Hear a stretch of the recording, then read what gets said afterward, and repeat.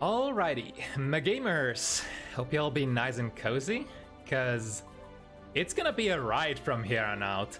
Season 2 is here. Season 2 of Guilty Gear Strive, and we're currently on our third day into the patch. There's honestly a bunch of new stuff for the players to learn, as well as to adjust to, and thus so many things for us to talk about as well. And talk we shall. My name is kyuukei, and with me tonight to guide you through the joys and sorrows of the new competitive environment on screen, Lerkuss. Hello. Hope everyone's properly celebrated, because yesterday was actually Guilty Gear Strive's first birthday. Ooh, yeah. So this can be kind of a belated birthday party to the game. They just perfectly timed that, didn't they? 1 year of season 1. And now we got season 2. So season 2, I guess I would go ahead and argue that a lot of characters overall got buffed. I don't want to say a lot of characters just got straight out nerfed. I think most characters that received a lot of nerfs got, you could argue they got adjusted, because all of them sort of got things in return as things were taken away. What do you think? I think overall the power level of the game is higher, especially because of certain of the universal changes, like fast RC and the stuff people are doing on positive bonus with it. So like overall, I think characters are either at a similar power level or higher, with some exceptions and strange fringe scenarios that I think need a little bit of time. Because at the end of the day, we're just in day 3. Day 3 is not even done.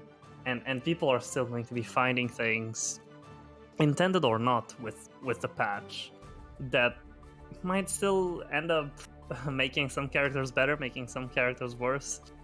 And overall, I think it's too early to be, fully dooming on the game. But yeah, for sure. It's kind of like when you have a new character release, only every single character got released again. So you can imagine how much difference that makes. Yeah, and yeah. Go on. I was just gonna say that there's a lot of things we're not entirely sure if they are intended or not behaviors with the new mechanics introduced. That I mean, some of them are obvious.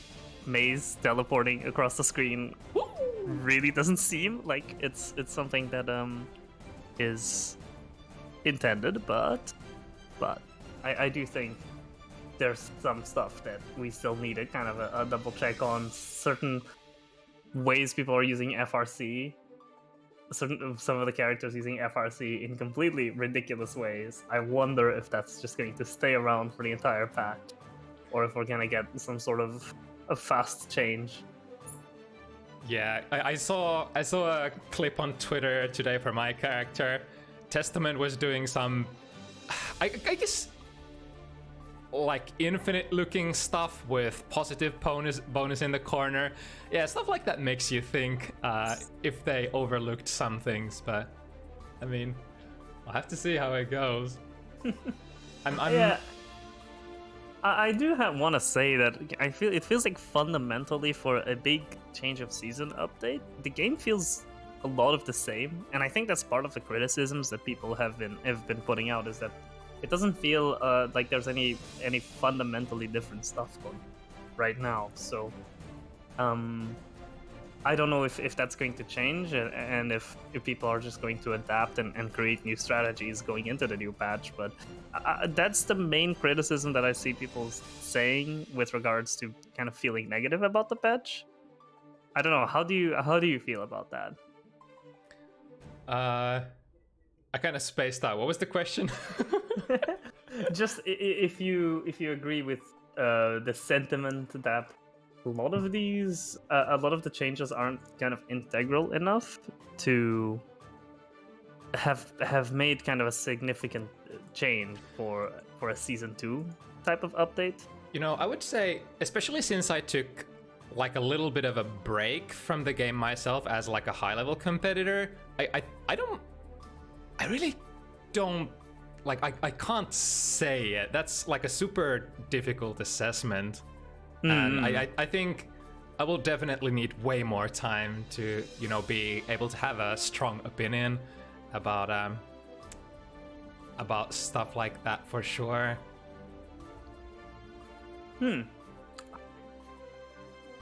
I don't really know what else to talk about right now. I'm kind of lost for word.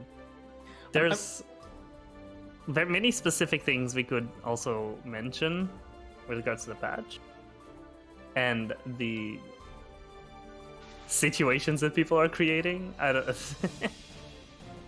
Sorry, go on. I do like that. You know, you mentioned the system mechanical changes. I feel like when we consider like the things that were changed the most in this patch, I think it was, you know, a lot of characters got really, you know, relevant changes, but the biggest thing that got changed were the system mechanics themselves. Those are like that are probably going to make the most difference in the long run. You know, the FRCs, the new counter hits, air moves being changed, dash cancels, and, you know, what am I forgetting there? There was just so much stuff that is extremely hard to gauge as well how they will affect the game.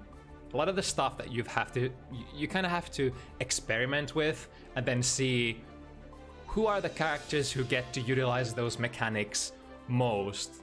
Like there's an example, for example, for GoldLuiz. GoldLuiz fucking loves the new dash cancel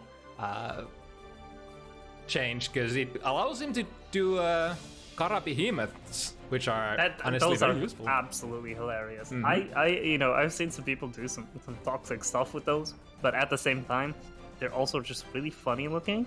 And you know, we've got 2 different GoldLuizes and 2, you know, good GoldLuiz players out here on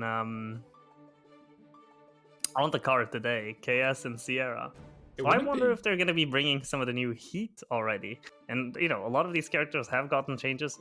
Nagoriyuki has gotten some very interesting changes with the new ways in which you can cancel out of special moves, and specifically canceling out of Fukyo and maintaining momentum. So I want to see if these players early on have already some new stuff to show us. I wouldn't really hold it against anybody if at such a short notice they wouldn't be able to master like all the cool things of the patch. It's, you know, whether you are the fast learning type or the type of person who has to take a little while to adjust to the changes.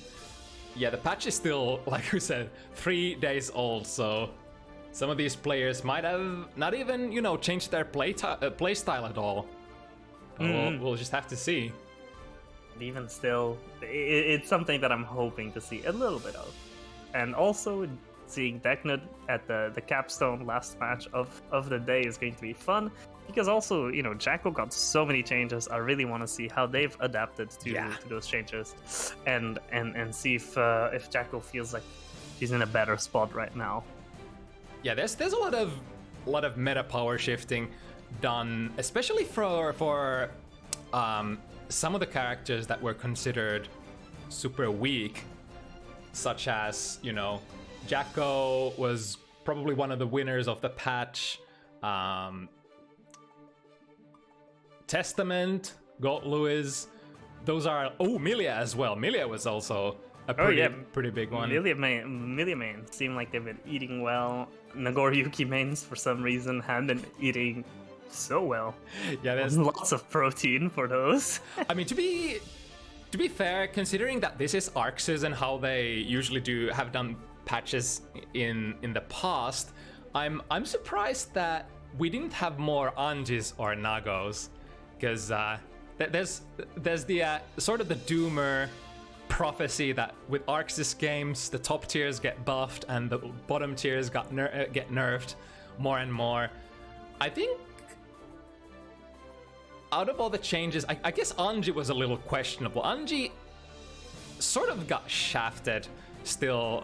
It's obviously it's kind of still early to say, but to me it's kind of seems that Anji was the only character who didn't get a whole lot going in for him.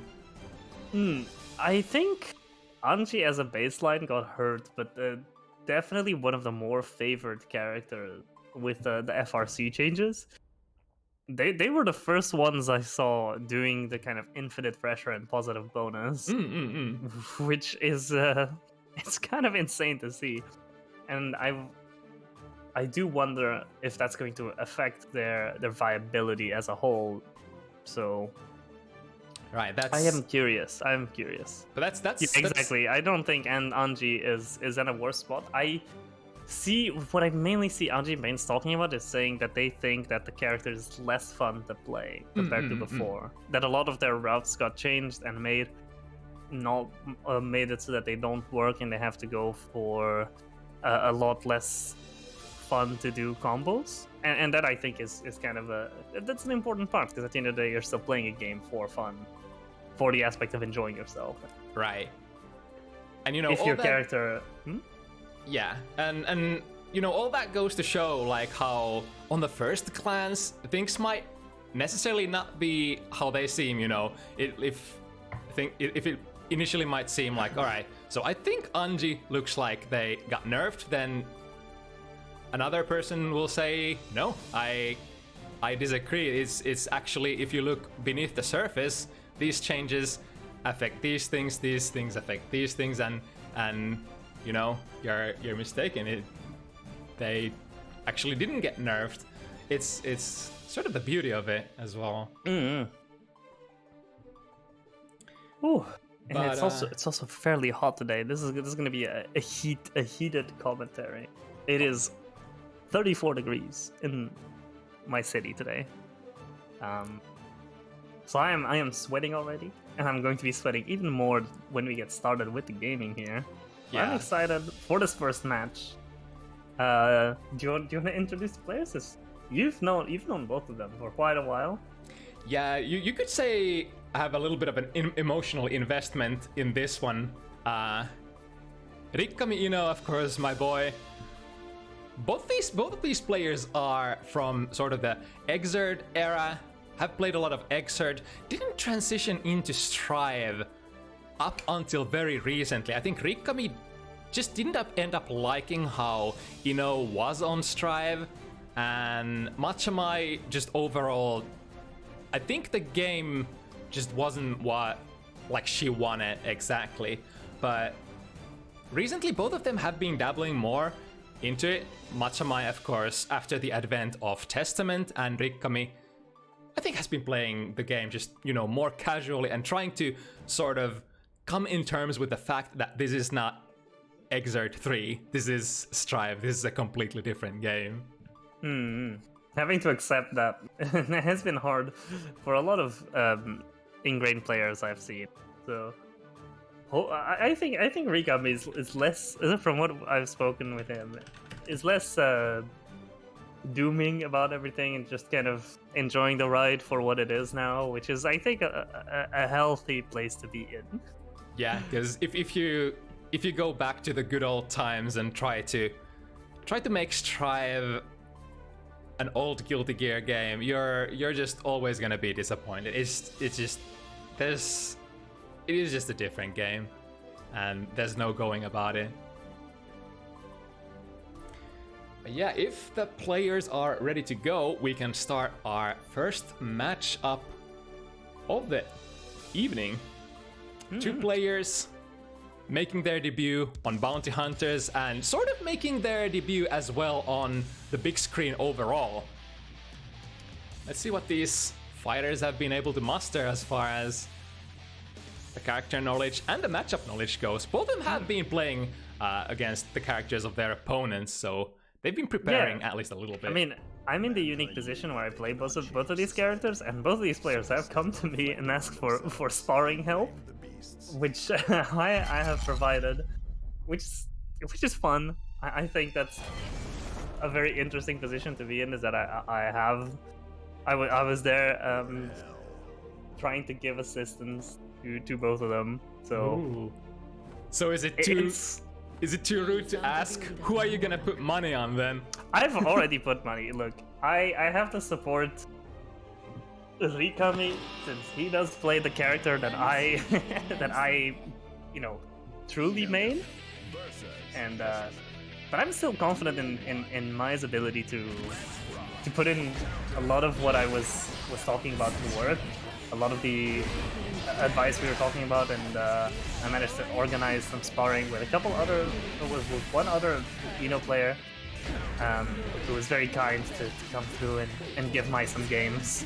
Yeah, Mai is definitely a fundamentals player, has been playing, standard characters, and is very fast. She's very fast to pick up games overall, so... I definitely noticed that, especially with the ways she was already approaching the matchup from the very, early stages of not really knowing that much. And I think Testament's the character that lends themselves to be really good for it, to be really good for someone who plays based on footsies, based on those kinds of on those kinds of interactions, trying to win neutral, and that I think in this matchup is how you have to interact in order to beat Ino. Ino, her whole deal is when she goes in, she's very very favored. She runs her pressure at you, she runs the mix. If you don't block correctly against Ino, eventually you will get hit. So not allowing her to get in that close range situation. Ooh. Oh, the Rikkami special, just going in for the wake up command grab essentially. Gonna equalize the situation. Matcha Mai had a pretty decent lead early on. Ooh. Honestly, even though that was full screen, that was probably not too far from hitting, because Testament's reversal super is absolutely massive. Yeah, and also Chemical Love does extend Ino's hurt box a fair amount to where that could have very realistically hit, and almost did. I was honestly surprised it didn't, and it only clashed with the projectile part of it. But yeah, no, what I was trying to say is that obviously Ino gets a lot of advantage after coming into close range, and Testament plays the neutral game more distance, can play it quite a bit safer, and it has a lot of good options to keep Ino away, as we're seeing right away. Mai forcing burst out of Rikkami, didn't want to be in that position, having been forced away with the stay in state. The thing you said could be like a double-edged sword. At the same time, Testament likes to play the neutral, but they always also kind of have to play the neutral first, because Testament really can't get anything started before the stain is on the opponent. So Matcha Mai will have to find that way to sort of curse Rikkami before they get any. Rikkami was trying to go for the command grab super right there once again, going for the classic the classic interaction, timing it with the end of the grab invulnerability on wake up to try and do some stuff, but Mai was mindful enough to prevent that from happening, catching the startup frames. Ooh, that's really smart. Recognizing the distance, Rikkami. When you try to send the crow is very slow and it only goes at a certain, direction. So, even though she doesn't have access to dash, she can use that stroke the victory as kind of a makeshift dash. And it's also very good to avoid a lot of the stuff that Testament is doing, unless you're specifically going for lows or the slash Grave Reaper. Can low profile a lot of Testament's regular neutral buttons. Yeah, look at that, for example. And now 1-1 on game 2. Matcha Mai needing to take a round to equal out the score. Wow, the crow was so close. Rikkami finding the jump slash into pressure. Here's where it starts for Ino. Another overhead. And now it's just overhead, double overhead, low. And this is what I mean, is when you're in that position when you're super close, there's no such thing as guessing right. And unfortunately, Mai trying to punish on the whiff grab. Unfortunately, until every projectile has gone out, Ino is fully invulnerable. I was a little duration of that super. I was a little worried that Matcha Mai might have difficulties punishing that, because that requires a little bit of extensive knowledge on the matchup. Even if you backdash, even if you jump out of that command grab, it will still produce all the projectiles. You kind of have to get behind Ino to get the punish. Yeah. And even then, you have to be really careful, because if you go behind too early before any of the projectiles come out, the projectiles will actually go backwards towards you. There's a... It's a really good super. Yeah, I think nobody can deny that. I think it's just like that. I think if Rikkami catches on to the fact that Mai doesn't have a good counter strategy against it, they might end up using a lot of their meter that they gained during this set on that and I mean, super. From my insider information, having played against Rikkami, definitely is someone who enjoys the command grab super quite a bit, and he uses it a lot already naturally. While recognizing the wall slump, Rikkami has those already. I think that was maybe an attempt at an air grab, or maybe it was just trying to catch the fuzzy jump with the wide hitbox of jump dust. Yeah, which unfortunately didn't land. Ooh, Rikkami with a pretty decent lead already, 3-0. I think Rikkami looking like they sort of have the confidence advantage, definitely. Opting to sort of play the matchup at that specific range. From my own experience, it's kind of hard for Testament at a certain range like this, where you can't quite reach with your 2S, because Ino does have pretty decent buttons for that range. It's often especially after Ino's own 2S has been made better this patch. Right. Oh, solid, safe jumping with the 2K. Oh, the throw a little too early. And then a hover dash will still be wow. in airborne set in Rikkami. Once again, you know what I just said? Really likes that super. That was almost like a reset scenario, but Rikkami was ready to just, dash in and straight into the command grab. But yeah, no, what I was trying to say is that Ino's own 2S has been made quite a bit better in this patch. Has more of a low profile and is a little bit faster, so you can actually beat out Testament's own 2S if called out in certain situations, so that's something to keep a note of. Ooh, misses the punish here, now Matcha Mai. Might actually being able to get, the stay state, manages to proc it, but unfortunately drops. Doesn't matter, she was still able to pick up afterwards, after the reset, and get the round win. That's what we like to see, is getting the setup going, getting it to work out as intended. And Rikkami with these jumping bunches actually preventing and calling out a lot of Mai's attempts at movement already. I've noticed that being a trend here. Yeah, I was actually surprised when I played against Rikkami as well. They were so precise with those jump punches. Again. Yeah. Yeah, that's something that I don't really do at all, and I'm seeing Rikkami do it, and just... I've never really seen anyone in Strive do that that much. I think that might just be some leftover legacy tech. Yeah, for sure. Working very well in Rikkami's... I'm forgetting the English word for it. But yeah, it's like if you have a patch where it's good to come back to Strive and start using air buttons, this would be it. Oh yeah, definitely, especially considering the global changes to just punch and kick buttons, making them have better rewards off of counter hits. As we just saw there, now when you get those counter hits, you get a little bit of a slowdown effect. It's easier to hit confirm into other stuff, so it's worth paying attention to those hits. Throw us from so far away. Mai with the corner pressure, managed to get the jump K in. I think Mai is definitely coming into her own right now, understanding more kind of which ranges to be playing at and getting a better hold of neutral. So we're seeing more confidence in her play. Yeah, she's definitely the kind of player that is capable of adjusting mid-set, and probably, I guess if I have to you know, guess which player prepared the most. I think Rikkami probably prepared more for this set, but I think Matcha Mai maybe has the advantage in, you know, the ability to adjust.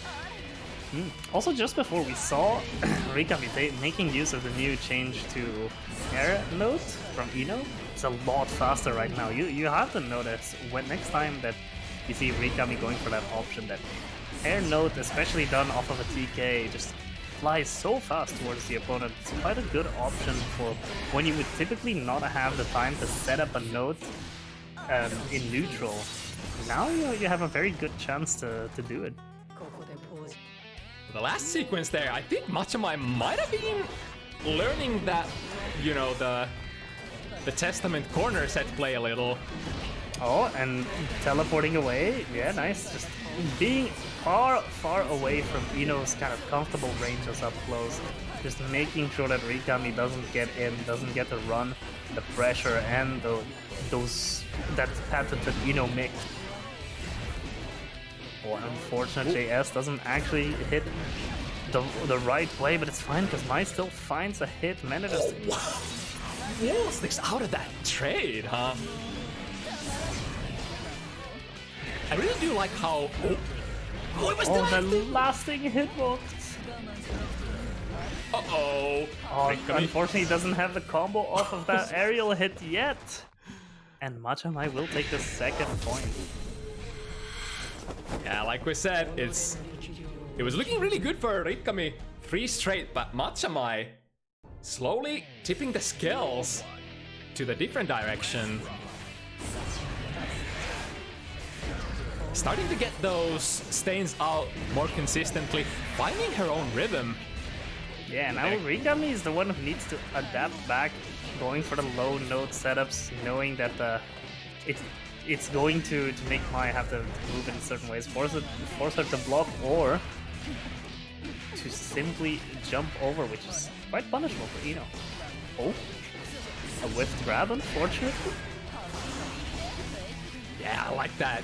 Rikkami really fast on the burst, nullifying the stain scenario, because like Mai hasn't, you know, that stain, when you're stained, and especially in the corner, that's like the place where Testament gets their best victory condition unlocked. It's a pretty good place to save your burst for. And it's generally just a good tool to use more aggressively in this matchup, I feel, because I think after this patch we might see a lot more Testaments. I've seen a lot more Testament stuff that's a lot safer to burst, combos wise. You know, safer for Testament. And so using it in a more neutral scenario to kind of get out of unfortunate situations could be what you might be trying to do, or what Rikkami might be trying to do in this scenario. Ooh, that was a really awkward. Strange hit on 6H. Pushing a little too deep. Matcha Mai. Ooh, got attacked out of a teleport startup, I think. I like how Rikkami has been using the chemical love quite a bit to sort of prevent Mai from throwing the crow, and this should be a kill. Very nice.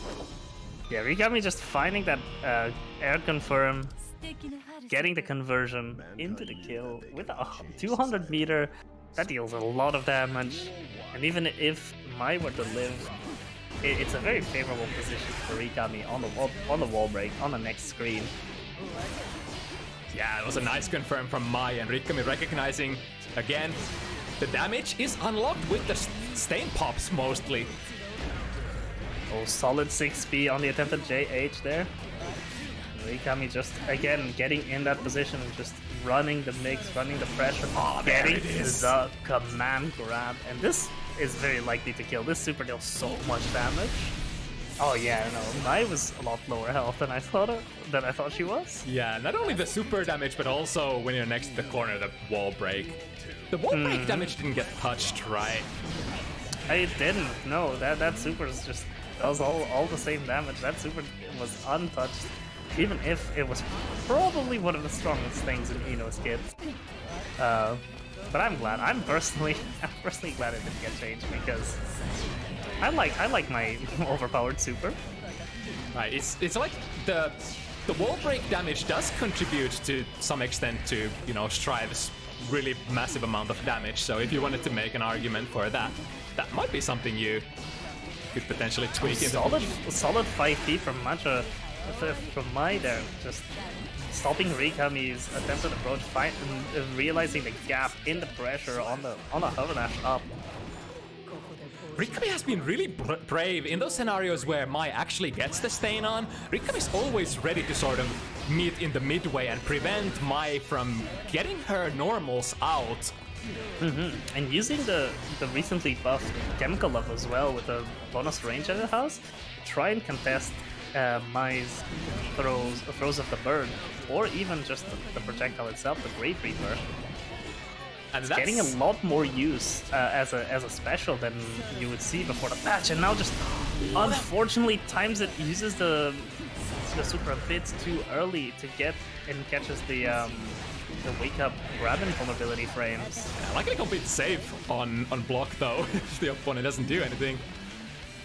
And see how fast that node when using the air goes. It's so favorable for Eno to just be throwing it out there. Gets the plus frames on the backwards hit. Unfortunately does a double jump and misses the JH. Rikkami allowing themselves to block the projectile to then YRC and get a free mix-up on Mai. Good stuff. Rikkami's also playing like surprisingly sort of defensively, very like not super anticipative, just checking what Mai wants to do and responding in kind. Yeah, playing a very strategic kind of thought out game, which I think is very valuable in this matchup in specific, since again, what I was saying earlier is Testament has the advantage to win neutral, I feel. And so, oh, there's another command grab. We should have been having a counter for me. Yeah, this must be like number 6 already. There's been at least one per match, I feel. Not all of them have landed, but even still, it's a pretty good ratio for Rikkami. I feel like Matcha Mai's legacy knowledge might actually betray her here, because Eno did not have that tool in the past. So if you're strictly going off, you know, your muscle memory of Exert, you're not gonna expect a command grab from this character. I mean, not a super one. Eno did have a command grab in Exert, but it was right. It was a very strange. It wasn't always a command grab. It was also just hit grab. In the ground or in the air. That's a bizarre move. Strive's Eno is definitely a fair bit different from Exard and plus our Eno. Yeah, Mai is still getting quite a bit of a leg in neutral, and when she's able to capitalize on these small exchange wins, you can see the kind of damage it does to the Rikkami's attempts as a game plan. Now in the corner, being forced to hold it for a bit, manages to trade JH with, well, both JHs traded. I like the movement, sort of baiting the 6P from Mai, but then going for the low instead. Oh, the gold burst, okay. I respect that. How are we gonna use that though? Gets the stain up. Unfortunately, the hit straight, so Mai doesn't get the stain proc. Oh. Is this gonna punish? Yeah, because if this... Oh, it's not fast enough. Nothing but gets a hit with the stain on, forces Rikkami to burst, not just get comboed for the round and wow, the from match. behind! Crouching under the 5P. Yeah, Smart just backing off out of that unfavorable anti-air scenario. And now, it's one more hit, Matcha Mai finds it, look that distance! Whew, wow. That jump slash goes far. I don't even know what Rikkami was trying to use at the end there, because they got counter hit for the match win. Sometimes I do get the feeling that, you know, Testament's air buttons are very equivalent to somebody like Kai. When you like neutral jump, back jump, those jump heavies, those jump slashes, very good, and also jump D is very good at sort of defending your airspace. I think Rikkami was just betrayed from Slum Muscle Memory, going for that heavy stroke and then pressing afterwards, even though it's been made -2 dispatch. That is an unfortunate little interaction. Unfortunate change as well. Makes H-stroke quite a bit less strong as part of Eno's game plan in this game. Oh, solid 6P from Mai. Gets the grab.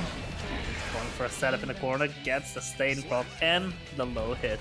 Yeah, the checkmate at that low health. What are you gonna do? It's kind of hard to try to, you know, challenge the stain scenarios, especially during Testament's pressure. Nice to hit. Now stained in the corner. What did they actually change Chemical Love at all? So the Chemical Love now goes further forward. It has a lot more range horizontally. I can kind of see that already, because Rikkami has landed some really far range Chemical Love hits. It nearly goes full screen, whereas before it went more kind of half, 3/4 screen. Now it's gotten a significant increase in range. Yeah, so the way they made it is that Chemical Love is constantly going farther as it's active, and them giving it a few more active frames has made it so that the projectile itself also travels further. Now Mai getting one more win and actually coming really close to equaling out the Rikkami's score. 5-4 now. Matcha Mai just needs one more win to be even and then potentially come ahead. Just 2P, straight into tick throw. Whoa, very close to getting killed. This should... If Rikkami managed to pull off this comeback, that would be crazy. But unfortunately, that IAD jump H from Testament is such a good button. I think Rikkami, you know, had a little bit of... was a little scared of the match, was a bit nervous, and I think maybe those nerves are kind of showing a little bit. But still, Rikkami's been playing well.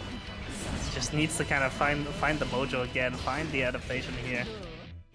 It's Get their ways in. Solid hit, unfortunately jumping too high once again on the JH instead of just going for a simple hover dash. Controlling space again with the jump P, sending Mai back to the corner where she's forced to hold it and take the command grab for the round win. Mai hasn't been able to get out of the corner with a air dash even once. Rikkami's just so solid with those jump Ps. It's kind of ironic in, like, from the ranges where Rikkami can go for the jump Ps, Mai hasn't been able to do much, but then from, like, instant air dash angles, like instant air dash jump heavy from half screen, those haven't been anti-aired by Rikkami so far. So it's interesting the choice of anti-airs. Oh, going for the reversal super, gonna do a lot of damage. Gets the safe jump. Just manually times the safe jump, doesn't even go for any of the setups. Rikkami is just confident with those. And gets it, and gets themselves in a set point position. Mankind knew that they can. Now just one more game for Rikkami, and Matcha Mai needs 3 to win. Without giving up any singular matches now. Good attempt at an air conversion. Immediate burst. But catches the grounded recovery of those of that Grave Reaper. Nice, switching sides. And now the victory condition partly unlocked. Doesn't quite manage to build the meter to get the big knockdown though. Yeah, look at that. Because those jumps / fireballs are pretty strong for Testament, but Rikkami just doesn't let them fly at all, sniping them out of the sky with that horizontal Chemical Love. Once again, that reversal is gonna hit the 2K from Testament and steal the round away. Some Rikkami robbery. Damn, is this it?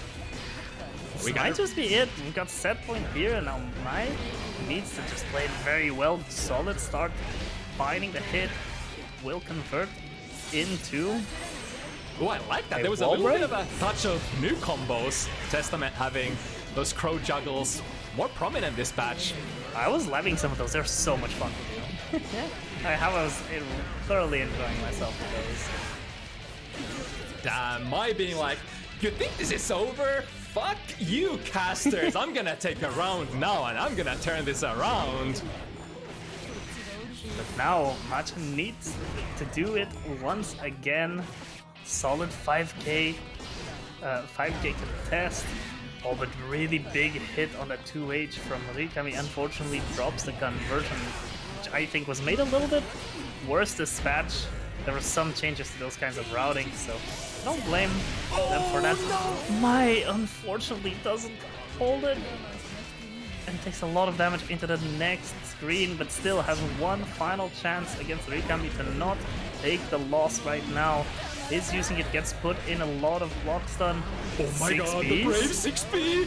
But now my Chemical Love over the projectile, and another one for the set win. Rikkami, another nice anti-air chemical love. I want to say Mai got maybe like 1 or 2 air fireballs off that set. I've never seen any character prevent Testament from using air fireballs that efficiently.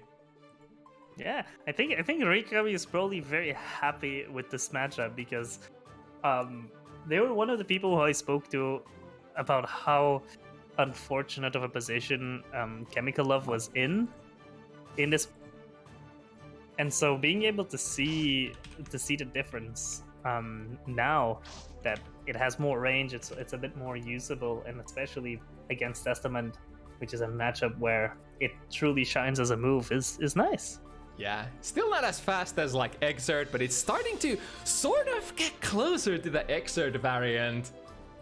Which, I mean, honestly, it really should, because that's a very iconic, you know, tool.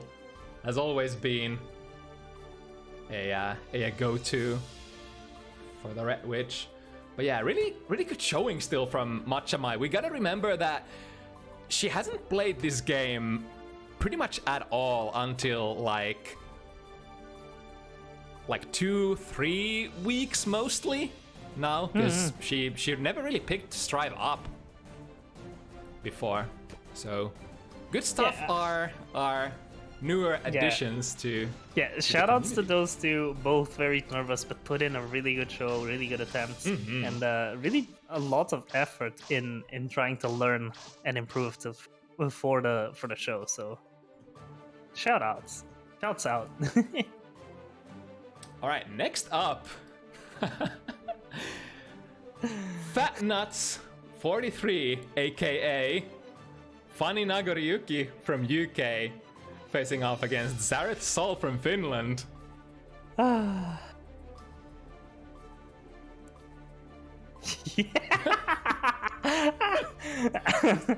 You know, since it's not gonna show on the screen, I just want to say that Fat Nuts just came into the room with the greeting message, a huge balls.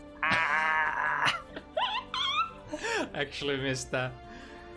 Funny is a guy.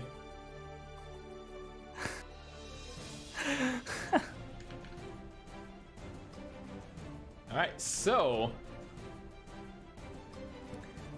Nago, if we were talking about Anji, on the other end of the scale, Nagoriyuki somehow, I guess, ended up getting buffed, depending on who you ask. I think Nagoriyuki was only buffed, right? And there's a couple factors to it. These that we gotta take into account. But first of all, is just that 2S was made better the more blood you have, and generally the slash moves, I think, were made better when you have more blood, whereas before they didn't change. Now at no blood, they're the same as they used to be pre-patch, and they get better as you increase in that gauge as you use your special moves. And the special canceling changes have made Nagoriyuki just kind of able to cancel into anything even more freely. And I think, thematically, that's definitely the right direction. I think that's how Nago should be. With low blood, the buttons shouldn't necessarily do a lot of stuff, and then high blood, they should be empowered, right? And also just the Fukyo changes being special cancelable and keeping keeping momentum when you special cancel just really offsets a lot of the problems that Nagoriyuki had before. Ooh, there was Just one of the... Oh. Oh. Another Are we gonna interesting... see... I was wondering if we were gonna see some new dust loop combos since those were basically given to Soul this patch, but Zarythe seems to be doing some of the old routing still, which is fine. It's very recent from the patch. It's hard to adjust so fast. Yeah, speaking of new routes, it's Soul definitely retained his damage output and maybe even got more damage. We've seen some really sick Twitter combos being posted so far. Oh yeah, there was some buffs to his DP, has been made more active. There's just some good stuff happening for Soul mains right now. And the thing is, Nagoriyuki's 2H hitbox was nerfed, but it kind of needed it. It shouldn't be hitting characters crouching as an anti-air move that it's designed to be, I feel. Right. And the Beyblade being minus on block now is probably just a healthy change from the game. But one thing that has to be noted is that you can still just cancel out of that Beyblade and go for some callouts on what your opponents might be trying to punish you with. Yeah, the same RPS still exists as before. It's like Beyblade on block. Are you gonna try to challenge? If you challenge, you explode and die. So it's like take your pick. Nago still has the threat of, you know, making you... There's a 2H. Ooh. Oh. And the pop now, Zed actually blocking it, tries to go for the wild throw, but... Yeah, Was it- there's... Was an actually example of the new Blood Rage change as well. Even though Zarythe, you know, FD'd that didn't push you too far away, actually. Yeah, it's meant to make it a more punishable to just blow up on people's faces. But I think in this case it ended up working in favor of Fat Nuts. Oh, 5 heavy whiffs. Here comes Zarythe. Trying to go in, but I think Fat Nuts is gonna burst again the moment they hit the floor. Or not, just barely out. Fafnir counter hit. Big damage. Zarythe here trying to come in with a vengeance, didn't like losing the first match. Gets the anti-air. 5k hit. That was a nice reaction from Zarythe, yeah. Solid 60. Oh, Tried to go for a jump D loop. I think I've been seeing more of those jump D loops from Nago after the patch as well. Oh, makes the burst! solid burst bait.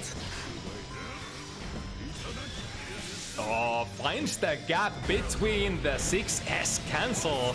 I do have to say that Fat Nuts is out here just kind of going for the stylish plays. I don't think they're actively going for the most optimal combos, but they're definitely going for the cool looking stuff. Yeah, considering their player name, I would classify them, if I had to take a guess, as somebody who wants to do fun stuff rather than maybe sweat all the way to victory. But I mean, who am I to say? Ooh, that was a really long dash. Oh, barely misses the Fafnir. That's not Saudi there. A very low blood. Not a lot of blood to play with.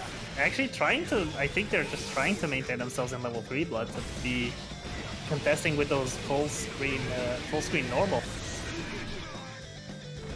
Speaking of blood, I think that blood... Oh, the burst whiff initially doesn't end up costing Zarythe too much, but being low health, Fat Nut's able to grasp the pressure, and when you let Nagoriyuki pressure you in a low health scenario, yeah, it's kind of bad. Like I was about to say about the blood, I think the blood now sort of stockpiles slower, so if you are going bust, you have a couple more, you know, opportunities to still try to regain a little bit of blood momentum in terms of reducing. That's an interesting change as well. Ooh, just switches the position. Cross up JK. That's a nice grab in, because a fully charged dust meaty just goes to show, when you're not looking for the specific options, it doesn't matter if it's a nearly 30 frame move. You can get solid hits with those. Unfortunately, the bar slash doesn't hit, and now I think this is going to get faded out. And the 5H is so disjointed, just gets a full punish. Yeah, with that high level of blood, there are very few buttons in this game that are able to go toe-to-toe with that one. Even from supers. Oh, mates with the Beyblade.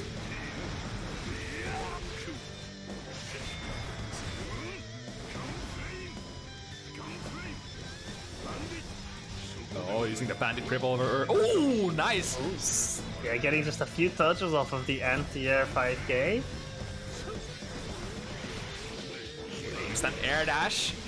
Catching 5A kind of as a whip punish there. Zarythe so far hasn't been able to sort of mount a relatively good offensive position so far. Just goes to show how much the neutral. Oh, but here's a big Hail Mary from downtown. Drops the combo though. Let's see if this was baited. Oh, just goes for the cancel right away to just to throw out. I think was trying to catch Zarythe attempting a punish a bit earlier than they should. This fake gunflame. It does build a little bit of meter, but not very much. There we go. And I also think Fatmas there might have used one Fukyo too many because they were about to pop at the end. Big grabs, going over to level 3 blood. The double gold burst. I think both players actually thought that they were going to be punished there. Instant air dash, finds it smart. I wonder, Zarythe finally able to get a decent combo in. It's been having a little difficulties maintaining the offense so far. Bandit Bringer, ooh, no punish attempt there from Fatnuts. So going for the super. It's gonna get blocked now, and Zed has all the meter in the world. Guarantee a kill with Tyrant Rave off of the RC. Getting the first point in the set, taking it 2-1, still has one more to equal out the scoreline, but still very early on. I wonder if Zarythe has actually tamed out a little. I've seen, if I recall correctly, I've seen Zarythe swing some really wild DPs in the past, but you know. I mean, as you say that, ooh, Fatnuts with a really good grab on Fafnir. Speaking of wild DPs, there it goes. I think it sort of goes to show how you have to adjust to this matchup. Soul can't just necessarily do all the monkey stuff that they would love to, because, you know, Nago is Nago. And Nago is pretty good at controlling space, especially when the blood meter goes to high levels. Uh-oh! Oh! Even Fatnuts didn't expect to hit that counter hit on the DP at round start. Now, already built up quite a bit of blood here. Will have a bit of a hard time getting out of the corner. Ooh, ready to popping in Zed's face. BRC to not get punished. Wait, does this actually grab or? Yeah, no. Fatnuts is able to get out. Fine and dandy. Ooh, interesting. But this should probably be... Oh, tried to probably make it a little burst save. Zarythe? And Fatnuts was about to burst again. I don't know if you caught that, but that bar was still going up. That would have been one of those legendary Nango popping twice in one round. You know, sometimes you might end up using a little too much if you're sort of calculating for, you know, a couple of heavy hits that are gonna offset the, you know, the blood build-up. But then if opponent uses like a burst and completely reverses your momentum, you're gonna just have to take all that blood loss. Look at that damage. Oh, that would have hit last match. Yeah, for sure. That was a lot of blood changes. Did you see all of those special moves that the Fatnuts was being able to use? Are seeing into the pop. Gets punished. Yeah, I think Fatnuts was sort of chasing the big hit there and was planning on finishing Zarythe with the next hit, but alas.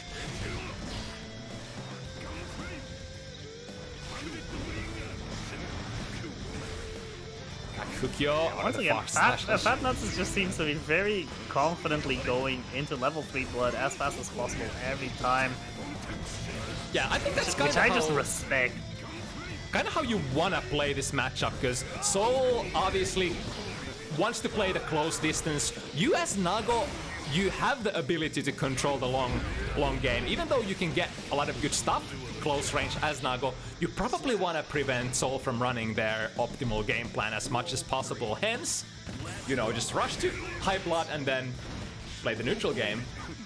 Oh, solid grab. Goes for the meaty 5D again and gets the hit.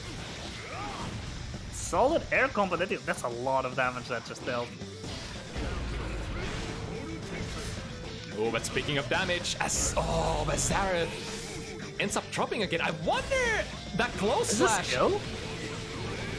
That's death, right? That is death. Oof.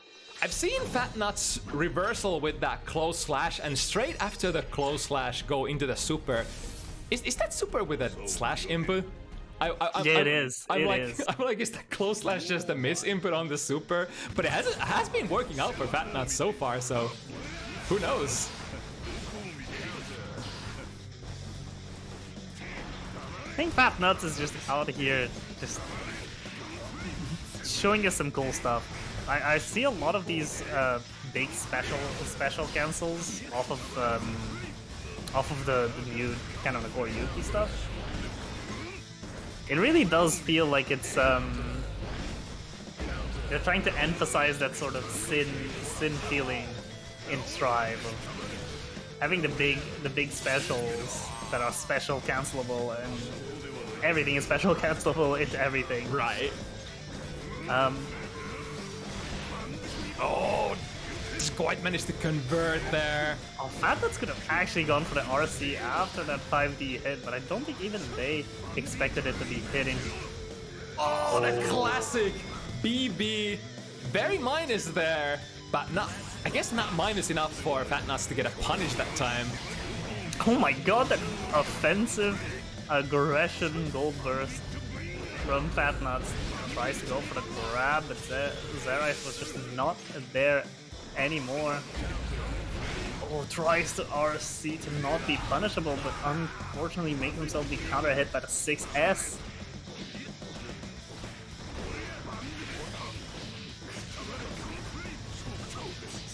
Ooh, nice check there against 5D. I think I think, yeah, if you're the person who's been getting those 5D hits meaty, you are not going to be getting hit by them when your opponent's trying to do them. Regardless, the Zarythe still gets really solid hit with the super wall break and gets the kill. All right, the Still, chase. 2 points behind. Yeah, exactly. On Chase the is on. Wow, Fatnuts. All right, I see how you're feeling tonight. What now? Feeling engorged? There's a lot of funky stuff that they could do with this meter. Wow, is that gonna reach? It does punish. And still gets an OTG hit off of 6H, which does so much damage just on its own. That's a 2-hit combo. Oh wow, it's a full combo from Zarythe. A lot of those combos so far have been dropped. Look at that! Is that like 70% damage? Soul! Soul needs to chill out. Ooh, another really nice instant air dash over the 5 heavy from Nagoriyuki. And this could be a kill, yeah, that's 3 solid touches. Soul, bad guy. Zarythe definitely needs more of those, you know, predictions on the slow recovering full screen pokes. Oh, nice, a little bit of a shimmy there, and here opportunity to deal. Bait? Oh, I thought we were gonna see a dust loop again. I want to see it. It looks so good. It kind of looks like Zarythe is trying to go for them, the new combos, but maybe not having, you know, the 100% execution down just yet. There goes a Nago full screen because of Kukyo Beyblade. That just flies off. Oh! gets wild thrown into the next match. I think Funny was trying to get a Abaret in between, but you know, Strive Classic, you're trying to break a throw with a button. No sir, got caught by the command grab. Zarythe really making a run for this. Only one game buffer for Fat Nuts here anymore. Dancing around. Oh, not finding the once punish. again, yeah. It's It's really hard to get it. I don't know if it's made any more punishable. Oh, solid conversion from Zarythe. I think Fat Nuts would definitely have to use a lighter button there. The 2S, good button as it is probably too slow to get a punish on BB.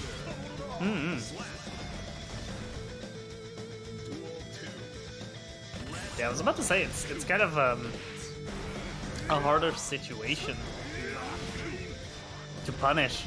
I don't know how much different it is because of the nerfs to a DP startup, but even still, I don't think it's punishable by 2S. And I don't think Nago would have that many good buttons to counter it unless you just completely avoid getting hit in the first place and go for a punish that way.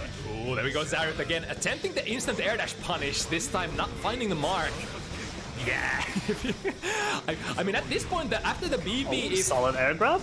if Fat Nuts is gonna display a punish on that BB, Zarythe will probably play that DP RPS afterwards, or keep playing it.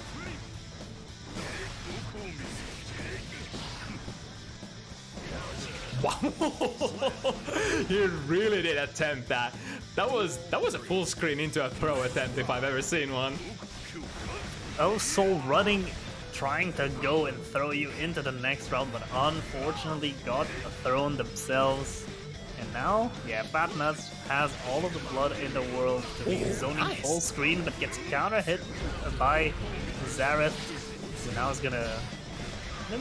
They're just exchanging hits, they're just trading a little bit. Double jump trying to bait anti-air from Solid Fat Nuts. 5k preventing that gun flame. Uh-oh. Oh my goodness! No. Fat Nuts had actually queued that up before they saw the RC, I think. You just have to respect it. Yeah, I mean, when going gets rough and you can't really adjust to what is going on, turn the super, Jesus take the wheel. It's basically saying, stop doing whatever you're doing right now. Yeah, I'm getting that's just uncomfortable. a check, just making sure you're not pressing any buttons. Oh no. Now, two unfortunate bursts right away, just gone for this match. Alright, Fat Nuts going to high blood as per usual, but now the fat blood, the high blood is not doing favors for Fat Nuts in this position, definitely. Because you gotta be far away to be able to utilize those big long buttons. Zarythe finding their way in, but oh, diving under. Vortex against 5 heavy works wonders. I'm surprised that Blue RC to go out forward and still gets a hit on less strike on Rygand. I think Zarythe just expected Fat Nuts to cancel out of it and not commit to the full 3 buttons. Oh, there goes. Oh, this is gonna be a very fast explosion. and the punish. Oh, unfortunate moment. Yeah, Zarythe definitely missed the punish window, but doubled it up and went for the command grab. I mean, Wild Throw still has a fair few active frames, doesn't it? Yeah, So I think it ended up being quite a smart button to use on that situation, covering that possibility. Ooh, nice jump out and jump K hitting from behind Zarythe. Hitting the combo, one more hit to go. Gold burst. Oh wow, Zarythe is being so aggressive, doesn't let Funny use any of that meter at all. Oh, this will punish, absolutely. And Fat Nuts can still RC into a combo. Yeah, but since it doesn't kill, it's probably smart to keep the 50 for now for options. Yeah. unfortunately gets hit by the low. Zarythe still on the chase, only one game behind. Definitely has the possibility to catch up. And should we pull ahead? Fat slowly losing the control of neutral. I think it's Zarythe. Oh, here we go though. Zarythe definitely doesn't want to get hit here. This would potentially mean a lot of damage coming in. Another nice instant air dash. As a whiff punish to 2 heavy, I think that was. You're in, immediate burst from Zarythe. 5 bursts, out of the board. So big damage coming out next if either one of these manages to get the hit. Difficult link, the vortex. And this could be the round if Zarythe doesn't drop it. Not quite. One more hit. Just one little interaction away. I do respect that when they're on low health, Fatnuts just goes for a wilder approach, just trying to catch Zarythe. Kind of not expecting the wild play, because you always expect your opponent to just play safer and play slower, and I think Fatnuts is just going for the surprise factor at that point, just saying, you know what, I'm just gonna go for a move, I'm gonna try to make it kill. Yeah, wow. The way Zarythe is starting to wave those special moves there, they're able to get in so much more consistently now with the use of the BB, and not just the BB, but the threat of the BB. Oh, this time the 6P was there. That's exactly what Fatnuts needs. But this was not in the script. Oh, that might be close to a kill. This is death, right? Unfortunately, Zarythe doesn't get as full a conversion as expected. Now just going for jumping kicks, jumping punches, just a bare minimum to get the last bit of damage. Works out. Wow, the start for Fatnuts was pretty strong, but somehow Zarythe slowly able to adjust, able to bring it even. Like I said, it's just the special move placement, the movement, the neutral, the wild neutral. Look at this. Somehow, like, the BBs at the start of the set weren't hitting that much, but now they're just getting Zarythe in almost like 90% of the time. Ooh, throw from downtown. This is a good opportunity. Oh, the clash with the DP. Oh my god. Wow, that was brave. Fatnuts being loyal to their name. Actually waking up with a throw against Fafner. And another blood pop this time. This is danger. Oh, there we go. The clone just goes through. Doesn't want to have anything to do with what Zarythe is trying. And now one more round for Fatnuts will bring them into set point.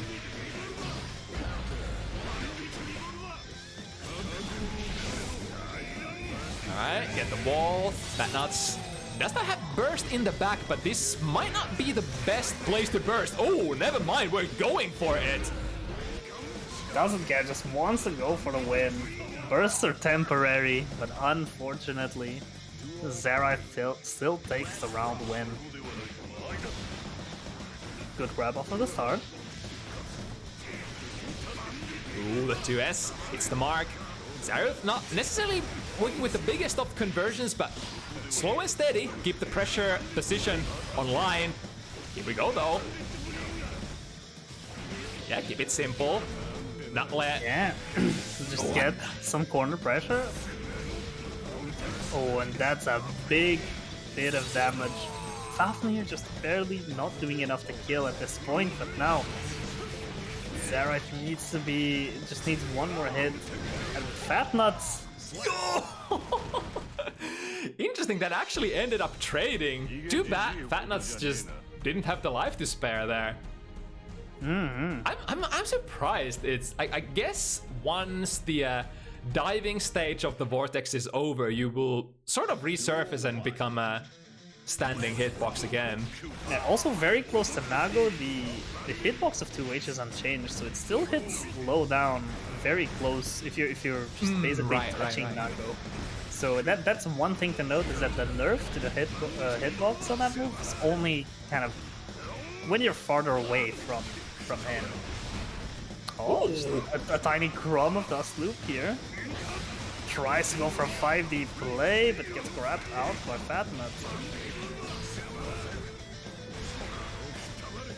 Really close to popping. Fatnuts is not gonna have any access to special moves for a while here. A good super jump to escape the Bandit Bringer. Ooh, is that? That is death. And now Zarythe is actually on match point, on a set point, rather. If there's a... Tries to go for the gold burst, just barely too far away. That final gambit is going to cost a lot of health for Fat Nuts, who doesn't have much to spare right now. Wow, which side? Unfortunately, the BR taking Zarythe into the wrong direction. Oh, this will punish, actually. And we will spend a decent amount of time. No, never mind. Oh, it doesn't end up mattering in the end. Yeah, between the health already taking down and the actual high damage that HMC does, Zarythe just got it. And that is the set with an explosive finish. Yeah, I was kind of expecting the clock to run there during that super, but no, that HMC actually stops the time, hence also delays the blood loss during the blood rage. But yeah, I mean, good adjustment from Zarythe. Fatnut started super strong, but somehow Zarythe able to crack that neutral game and able to get in the position to pressure Fatnuts and not, you know, be able to use that long range high blood situation basically at all for neutral towards the end of the set.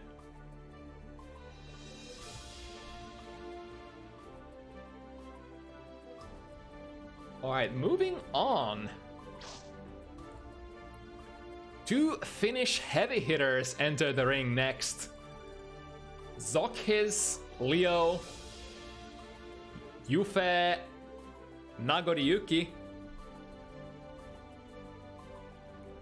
Yeah, especially ZoKHiZ is kind of a very local, very recurring name for us here. Jufee as well, though not as much of a regular ZoKHiZ recently. Yeah, Jufee necessarily hasn't, you know, gathered up the E-fame that ZoKHiZ has along their, you know, Guilty Gear journey, but Jufee still, you definitely should not underestimate them, because they're the kind of gamer who play a lot of different fighting games and also not only play but also succeed in a lot of different fighting games. And the thing here is, so if we're looking at the matchup and the patch together, bad news for ZoKHiZ, this matchup is probably one of Leo's worst. Yeah, and ZoKHiZ specifically has been dooming about this match upcoming. Yeah, and also the further bad news, Leo kind of got tuned down, you could argue, maybe more than up, while, you know, we were already talking about the Nago changes. Nago didn't really feel any pain from the changes. On the contrary, thriving perhaps more than ever, so... I am curious to see how this goes, because, I mean, as much as ZoKHiZ has been dooming, I do really respect them as a player to have still done their homework and still, you know, put on quite a bit of a fight. I still don't think it's going to be free either way. That's the important thing about it here. Yeah, immediately strong start. Jufee getting a really good backdash, avoiding the overhead strike. Ooh, the long range 2D. Leo's 2D now acts with the dash momentum, so you can dunk from really far away with that. I wonder If it's gonna Look at play how close the Look at popping that. Jufee is, playing so calculated here, just getting the normals to hit now to get the blood back. Look at that, it hits from so far away! Is that a new footsie tool? Actual footsie tool? Jufee closing in.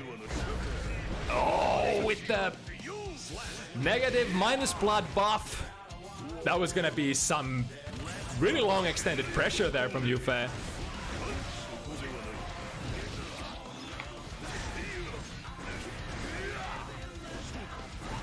ZoKHiZ again, fishing with the 2D, but you know. And now getting command grabbed by Jufee. Who gets all of their blood back, gets the ability to play with. Oh, good hit with that 2D, now able to get into back turn, but unfortunately Jufee just kind of holds it. Nice Doesn't read! allow for any pressure to be applied. And now this is going to be full conversion into the corner. Fortunately drops it, but just gets the reset. And now can he the hold this? parry.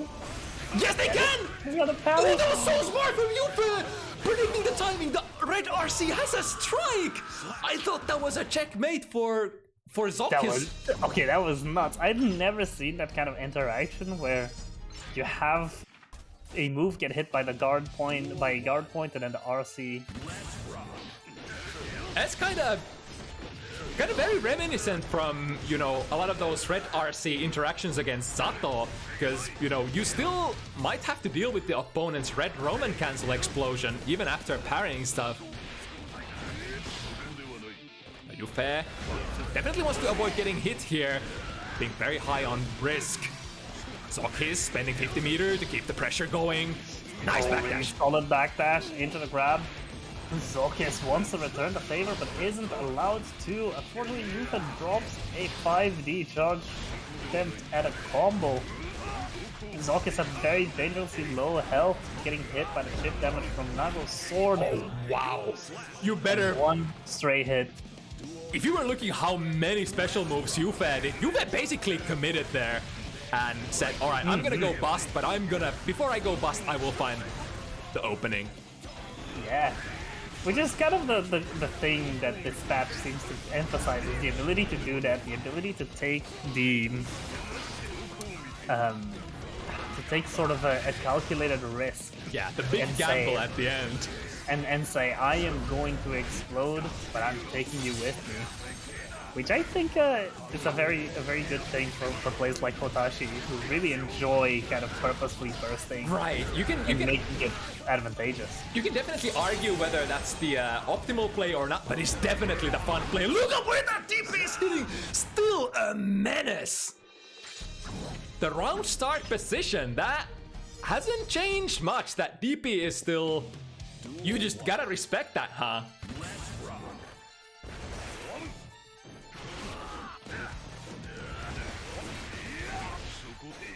Alright, fair, swing very high on blood. Ooh, is that gonna be a pop? Yo, that's basically one blood away from popping. Perfect math from Jufee. But that's what you would expect from these super gamer Nago players.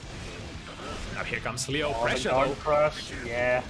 Gonna keep it going from back turn, avoiding Jufee's attempts, get Yeah, no. away, and getting the round win with that super. No matter how much your character got potentially nerfed, Leo, this part of the game plan, oh my god! Again, with the jump, that's a sick combo! Oof. I don't think I've seen that That before. wall, that wall was very sticky, really pulled ZoKHiZ into it for the end, and now with a positive bonus, we're gonna see, yeah, we're already seeing some red fast RC shenanigans from Jufee.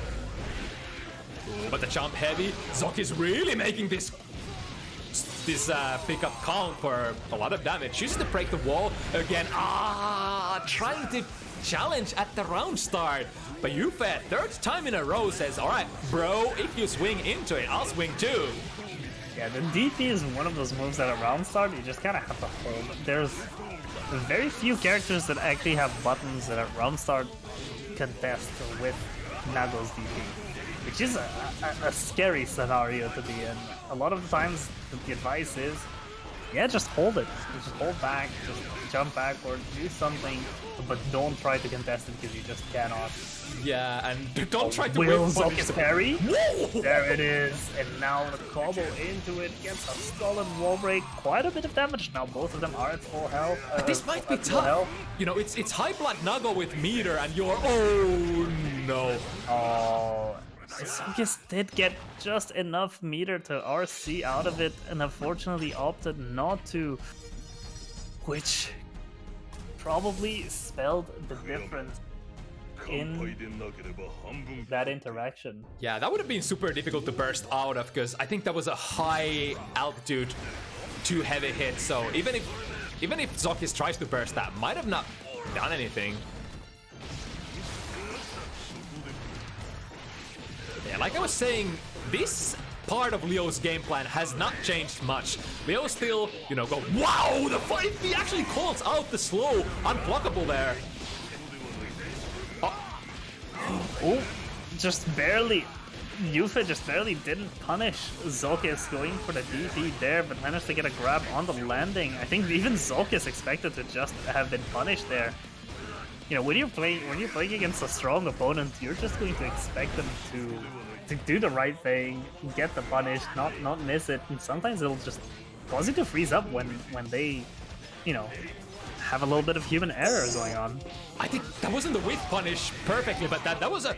Wow, I'm so surprised looking at how ZoKHiZ is utilizing that new change, the momentum being shifted to the 2D, actually making attempts at whiff punishing Nago.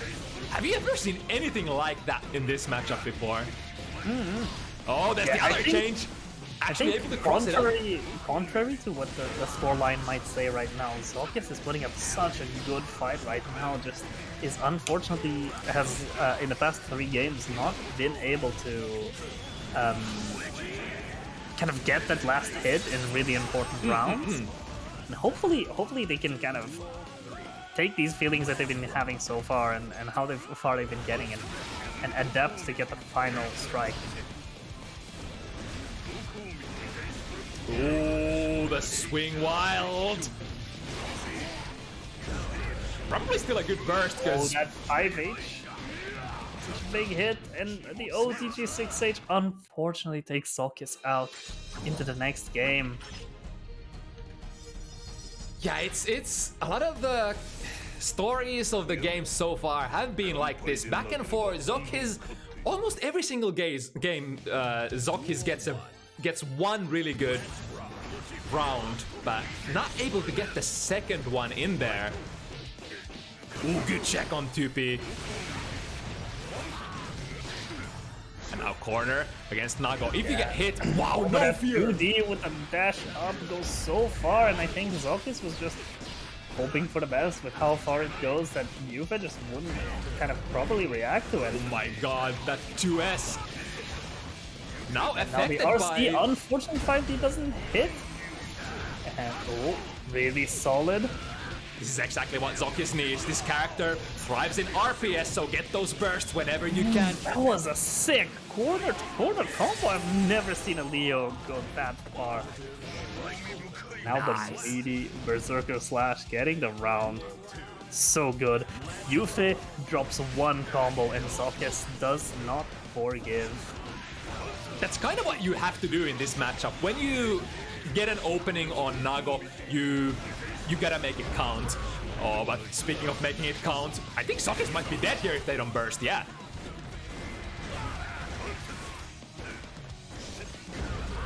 Oh, and that's gonna be kill. Jufee with all the resources in the world available in their fingertips now. Again, this situation, this one round apiece. Finding the initial hit. Oh, the whiff punish, there we go. Wow. First time ever seeing... was that 2S whiff punished? The Legends. Oh, the 2D being whiff punished as well. And now Jufee will just get downwind. This is the unfortunate situation of the set so far is Jufee. They keep getting into these third round scenarios, and ZoKHiZ is just not being able to close the sets out even though they've been playing quite well for the whole rest of the games. Yeah, it's really like an issue of consistency. ZoKHiZ is making these, plays like these happen, getting the whiff punishes, getting the ins, but you can only be right so often, and you really gotta gamble here and there against Nago, so...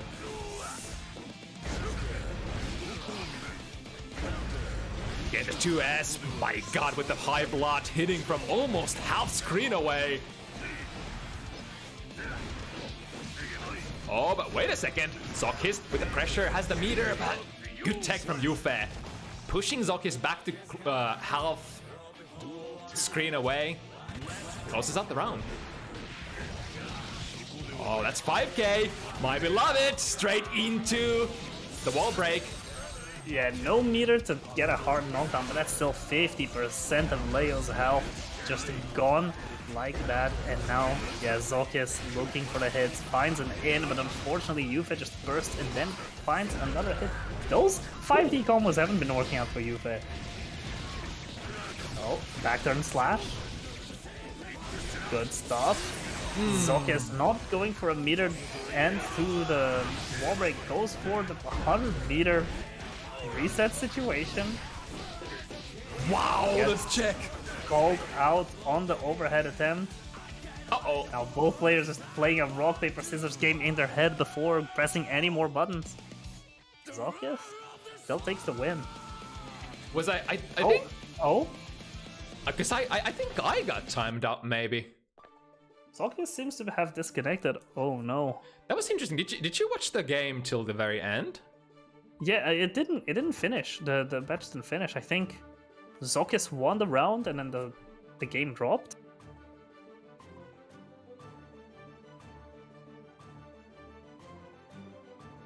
How do we score that? Because it's like before... I think before it actually ended, ZoKHiZ just got plummeted out of the game. I mean, yeah, I think it was only Zok who got a disconnect. But in my screen, I saw ZoKHiZ take a round, so equaling it out to 1-1 on the current match. So I think the best thing would be to just ask the players how they would want to resolve this. Right. I guess it's up to the players. Do you want to replay or?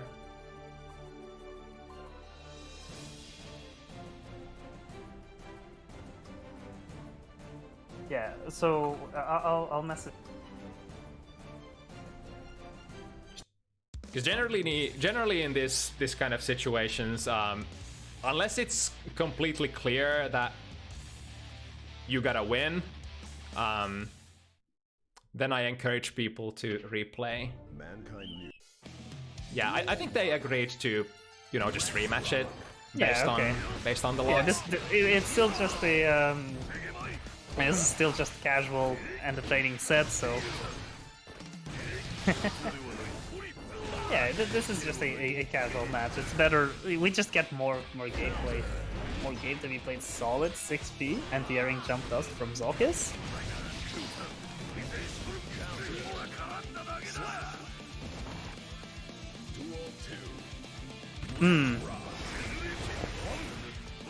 Yeah, I'll have to meditate on that for future events. Yeah. Well, at this point, it doesn't seem to change that much if they just replay, I don't think. I don't know. It's kind of a difficult one to measure. Ooh, that actually still whiff punishes. Would ZoKHiZ commit to an option? No. No, and actually there. just kept it safe. The new We are safe gamers. The new super change against aerial opponents actually coming to help ZoKHiZ there. But what did not help is bursting high up in the air. Then again, ZoKHiZ didn't really have a lot of options there left. It was do or die. And Jufee moves on to 6 points. going into the set point here. Yeah, I don't think at the end it ended up mattering that much that they had to replay it. It was just an unfortunate Strive moment. It's such a shame that we got the season 2 update, but there was no kind of performance changes. Solid overhead hit from ZoKHiZ. Another one. You know, no matter how you know, behind in score ZoKHiZ is, they still have the heart of the champion. They're trying their best to make this happen still. And I think appropriately you could even say the heart of a lion. Pretty much. But the unfortunate fact is that they are down quite a few rounds, so if they are to make this comeback, this is going to be super difficult. Now forced to use Burst here, not to get cornered by Nago.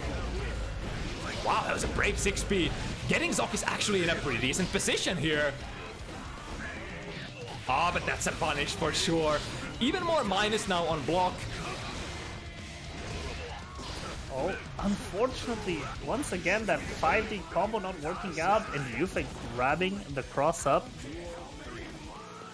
And now 1-to-1, ZoKHiZ's potential last chance, and not just taking the set 7-0. Blood-sucking universe, destroying ZoKHiZ's reversal DP. This might be...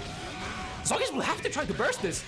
Jufee making it very, very safe. Jufee just playing it the most burst safe possible, and now going for the gold burst of their own, just going for the play. Whoa. Now ZoKHiZ without a burst to keep in mind can potentially go. Oh, the 2S. Yeah, the 2S with a higher blood level reaches even farther. I don't think. I wonder if that would have hit last patch. Yeah, because it's like basically high blood. Now your S buttons will reach further than previous patch. Low blood, they will reach not quite as far. So yeah, but that was a pretty good choice of buttons for Jufee for sure. At that spacing, it's probably quite hard for the Leo player to commit to, you know, the parry stand strike in attempt to try to counter poke. And if you whiff that, you open yourself up to even more further punishment. Though I have to say, I want to shout out to ZoKHiZ for really playing their heart out still. Like, the scoreline might say one thing, but ZoKHiZ made Jufee earn every single one of those round wins. The matchup is kind of cursed now with the balance changes, at least so far with what we know, but ZoKHiZ tried their all. Yeah, and like you said, it might be a meme, but it kind of rings true again. It was 0-7, but it was kind of close.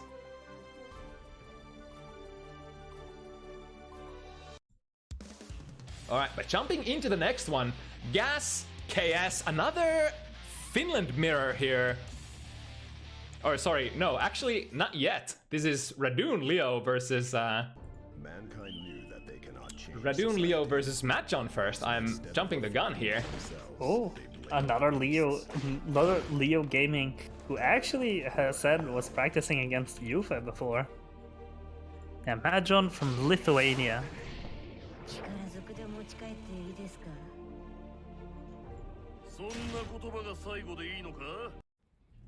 Duel 1. Alright, so two characters with very distinct 2D changes for this patch. Solid close slash hit, forces the burst out of Radune. Yeah, Giovanna's 2D might have been nerfed, but it's still a good button. Yeah, I think its nerf was mainly to make... Oh! It's gonna definitely get the round here with the super. But yeah, I think the 2D nerf on Giovanna was mainly to prevent like very ridiculous full screen thingies happening. And on the other hand, Leo's 2D was made to actually work quite a full screen. I wonder if the 2D change is gonna, you know, play to... Wow, Radune though, dancing! Madjon not able to actually find the answer against the dash through here. Already 1-1 on the first set, on the first match of the set.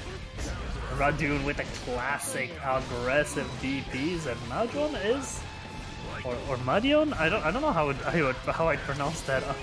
So I'm really sorry if I'm gonna say it wrong, but hey, your guess is as good as mine. Go again to fake. Oh, misses with the back turn K, and then what a reaction. Okay, Radune's on the coffee, caffeinated, ready. I don't know. Maybe they're just born like that. But even still, the awareness is on point. Goes for the RC, tries to get another hit of the Berserker Slash to go for win, and now just holding on to that burst. Madjon actually going for very safe combos. Oh, but this is the punish! Cross up! The classic, when the DP actually crosses up last second. I think Madjon, the button they chose to use there, I think 2D, comes out a little too fast and doesn't autocorrect. And just generally, you know, DPs in this game have like a tendency to cross you up. Sometimes they'll just land on the other side of you and make you a bit sad. Solid hit, Radune going for it, gets the wall break already. And the wall break super. YRC sending Radune very far away, and another DP bait. Yeah, this time Madjon had the punish with the close slash, waited enough for it to get directed to the right side. Catching the backdash with the Berserker Slash, unfortunately getting crossed up mid-combo, and Madjon is able to pick it up into a round win. I think if you want to have a player matchup where your DP punishes are on point, it's definitely against Radune. Oh yeah, that is basically just being on a live drill, just forcing yourself to learn. to practice your DP punishes. If you ever feel like you need to get better at those, get better at your safe jumps, ask Radune for some games. Oh, the solid exchange of beater into the double cross up. 50% available on Madjon, uses it on YRC, the throw into the corner, opening up the checkmate position. Now that 2D, solid. Oh, the dash out of the jump D. That was such a Radune RPS interaction there. Madjon played a little bit of a step back shimmy, but Radune didn't flinch at all and just returned with a 2D instead. Oh, that 2S, I think? Catching out an attempted 2D from Madjon on the wall reset. Now Madjon using the meter for a better conversion, sending Radune off to the corner, but unfortunately misses the low needy option and gets reversal. Wow! Just wake up with that 2D. Waiting patiently until strike lands on the parry stance, and Radune might actually take it with this combo. Very close. Oh, it's so close. Oh, Radune just needs one tiny hit and a fast fireball. That's definitely a tool to do it with. Radune taking another one. Do you think Madjon would have even blocked it? I think they just got a bit caught off guard and didn't FD to not die to chip damage.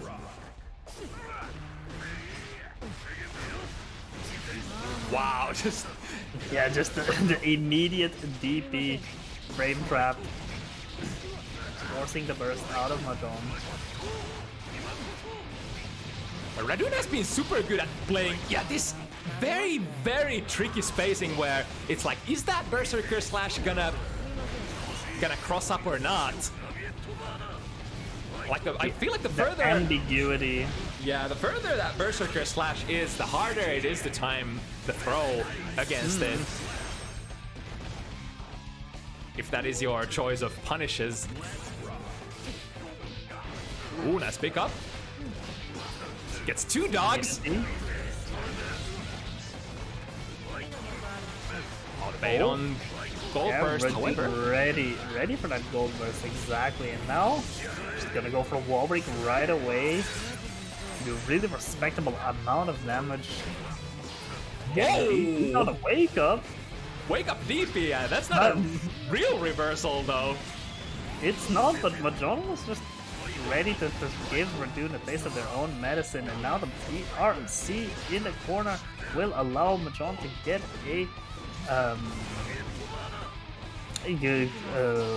an opportunity to press buttons. Oh, they have to RC that. Oh, the cheap damage. Yeah.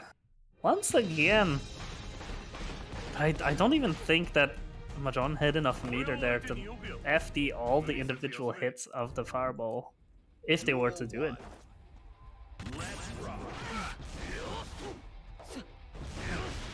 2D Swift. Back and forth by both players, and now Radune. Oh, again! Just a brave DP to prevent matjon from coming out of the corner, however. Now is Radune gonna use their own burst? No, sir, holding on to it. Oh, DP's the drop kick, the dive kick super. Yeah, I really like that, because that super is plus on block, so. The backdash with the Berserker Slash. There it is, Radune finally firing the burst. Oh, that cancel into super is actually blow up the parry strike. This is actually a tricky scenario for Radune. Didn't they change so that Geo actually deals quite a bit of chip now with her normals or something? I actually don't really know about that change. I don't remember as much about Giovanna's changes. I know that arrow kick is more plus, and that's about it. I think some of her stuff is a bit more unsafe, but yeah, that's about it. Oh, counter hit on the dive kick, super. The reaction against the solid combo. And now Radune going for it. Let me show you how to use these supers. It's a grab on Wake Up. This is how we super where I'm from. Oh, back dashing away from that DP option. Crossing up into the low. Getting the command grab. Yeah, that was the first of the set as well, so madjon, oh, not gonna take that twice in a row. Yeah, which is interesting because Radune typically does, I feel like they go for that command grab option a fair amount of times. Yeah, maybe just hasn't gotten, you know, the opportunities to use it that much yet. The dash into up dog. Oh, good grab. And it came out as a punish, I think. I think madjon managed to grab an attempted Wake Up DP. Oh, the RPS.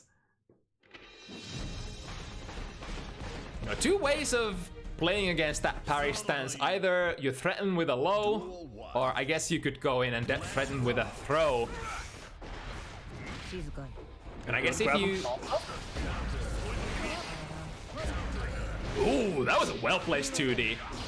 Still converting pretty well for Giovanna. As per usual, speaking of conversions, here we go. It made a more committal button as well, so I think they just didn't touch the reward she gets off it. They just made it less globally good every single time, which I think is a healthy change. Mm-hmm. And with that said, madjon gets grab for the round win.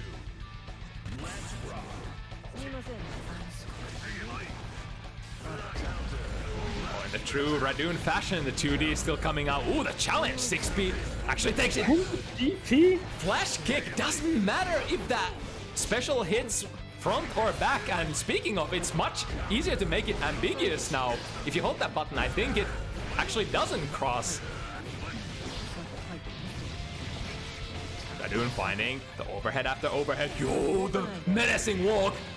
But look at this, madjon predicting the timing of the back turn D. The punish is there, but not followed through with. Oh, and that DP just barely hitting on the 5-8 or far slash poke out from Radune. Oh, and wow. now Unfortunately, madjon still getting hit by the DP after RCing. Oh, it's Giovanna's button that gets there in time and gets a pretty decent combo for their troubles as well. Immediate burst. Oh, just do it again. There's more DPs where that one came from. Oh wow, the clash on the parry strike with the 2D.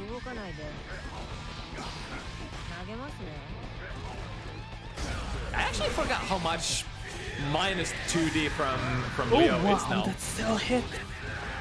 Just Radune just went for it and it ended up paying off. Yeah, the revert. Sorry, the flash kick, such a good option Once against. again, the same interaction we saw earlier, where the move gets parried, and then the red RC wave makes Radune, or well, the Leo fly during the start of the parry strike. Yeah, it's so hard to remember that there's that functionality to red RC because it hasn't been in the game before and it doesn't play a part in a lot of matchups very often. Yo! If they say 2D doesn't hit from far away still, tell them they're wrong. Because that looked pretty far away from my taste. Another solid DP hit from Radune. Playing the aggression. Goes for the red RC, tries to get the guard crush hit to wall break, but unfortunately just barely hits. And now we'll just go to a simple conversion for the round win.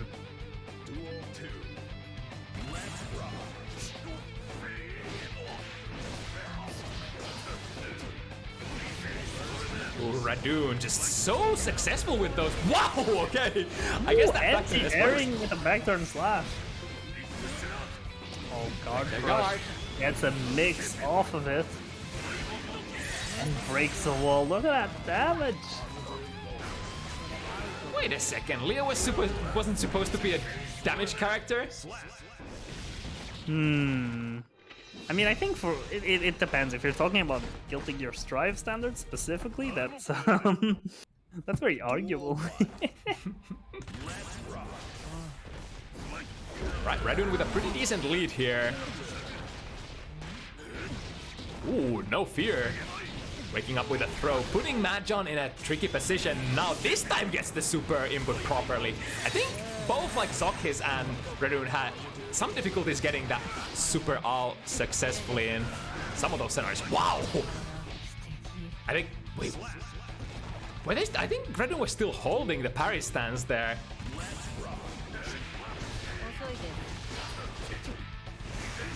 Oh, but not this time. Let's see, this time Radune actually going for the parry very far away. The low 2D smacking Radune out of the stance. Right, opting to take the wall break without the super. Now 100 meter from madjon, but are we gonna get to use that? Radune has their 100 as well. Oh, the patience. Yeah, the patient and going for the grab, kind of reading that Radune likes to go for that parry for the guard point, but now... Ooh, that was not a safe jump! He doesn't get the safe jump set up completely. Oh, this RPS, yeah. It's like working when you out really well in Radune's favor. When you see the parry stance full screen, it's like neurons activated. You kinda... you want to use your longest reaching low buttons, and you know, Geo does have that 2D, but sometimes in the heat of the moment you might not actually register that that's what you gotta go for. And some people might want to go for the two fast consecutive hits to, you know, potentially just counter hit the startup of the if the Leo parry player, strike. Yeah, if the Leo player is sort of waiting for you to touch it once and then letting it rock. That's a lot of timing related issues for the parry stance. Speaking of stances, yeah.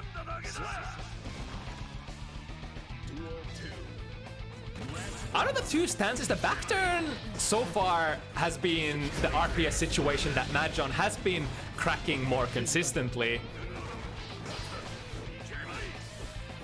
Looking for the whiff punish on 2D. White get it.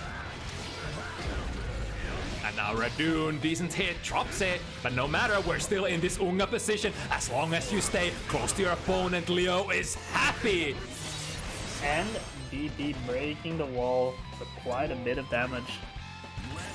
And now it's do or die for Madjon. If they lose this, it's gonna be over. Radune ends up crossing up. Good block from Madjon. Oh, but not this time. The parry whiff into another parry.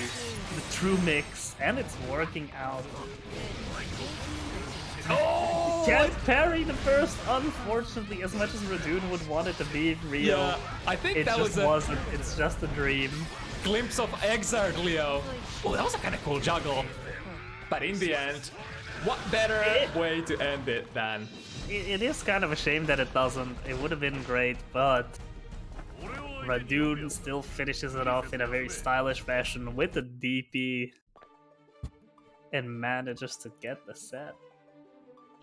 Yeah, Radune, really I good guess... games, both players. Yeah, Radune, I guess arguably the slightly more experienced player and maybe the favorite to take the set.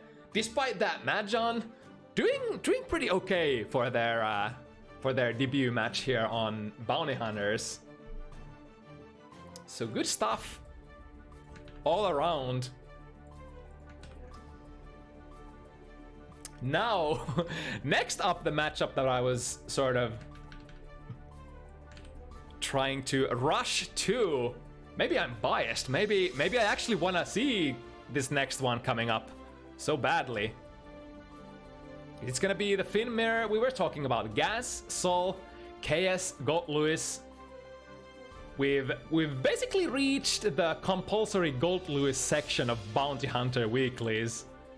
I guess it's a written rule. I certainly don't make the rules, but this is just how it is. There must be at least one GoldLewis matchup in Bounty Hunters, or preferably two. If not, then something bad is wrong with the universe. And we're gonna have two back-to-back here. And it's kind of changed. It's kind of strange to think that we are in the timeline where GoldLewis is considered a potential contender for a new top tier. People, it's very early on, obviously in the patch, but people are very happy about people are very happy about the fact that GoldLewis is getting some love. And again, as we were talking earlier, getting those Kara Behemoth Typhoons and just cool stuff, cool options to do. Yeah, it's like GoldLewis was already kinda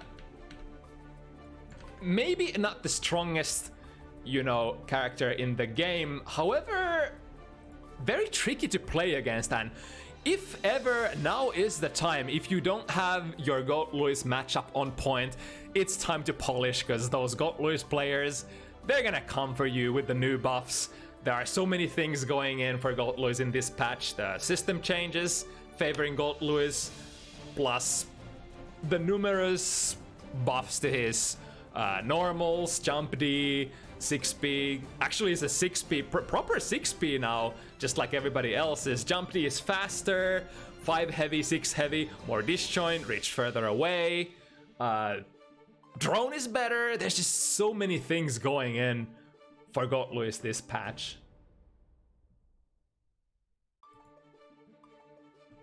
On the other hand, Sol, I guess on the surface level, seemed like Sol got it, but it's...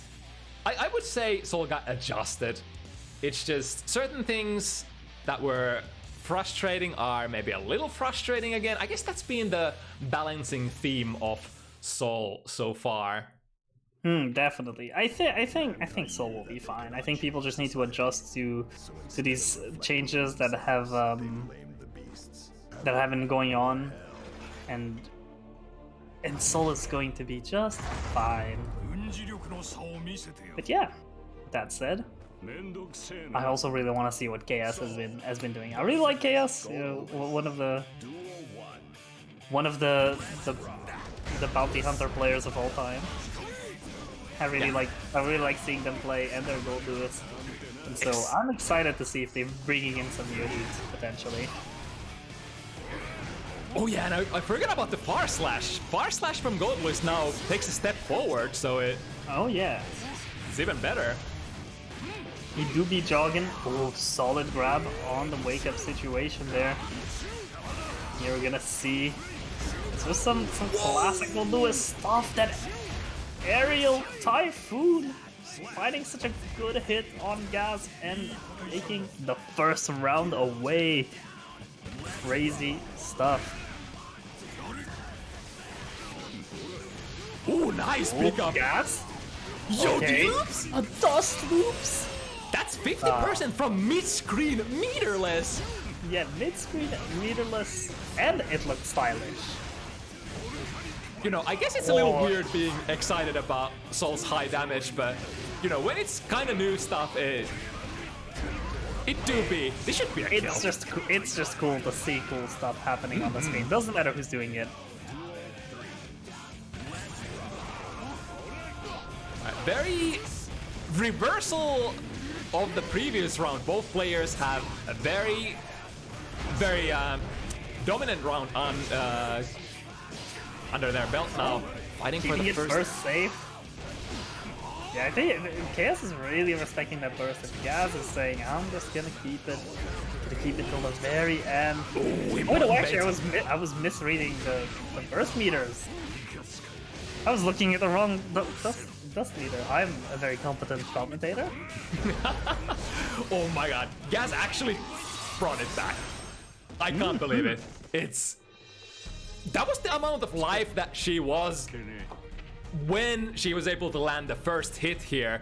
And you know, well, I guess if it's about Soul definitely is one of those characters who can bring it back, even if they, you know, have to grind through big life bars of these high defense characters. So now KS, definitely not phased, ready to swing that coffin once again. Ooh, gets in the backdash. That's gonna be a kill. And that's that, yeah. Really cool stuff. Just anytime you get to see Gold Lewis just swinging, that's good stuff. Ooh, the 6B! I'm not exactly sure what was changed about the 6B, but people do say, wow, that was from so far away with that 5k. It's one more combo, or maybe no combo, because Behemoth Typhoon with the massive chip potential. If there's one adjective that I would use to describe this matchup, it's definitely explosive. We spent a little bit of time on the first game. The second game, it was just like 1, 2, 3 combos and the round is over. I think as we go through and these two players get used to the way each other plays, we're gonna see more kind of commitments to larger options. I mean, both of these characters can do such crazy conversions that I think we're just gonna see stuff happening, see screens exploding. And that's always fun. What if it really is the— Look at those active frames! Damn! Yeah, Soul 6S is not necessarily the button it sometimes like once was in vanilla. It's not nearly as oppressive now. Trading there with the Behemoth Typhoon. Oh, that will definitely do it! Dash in DP!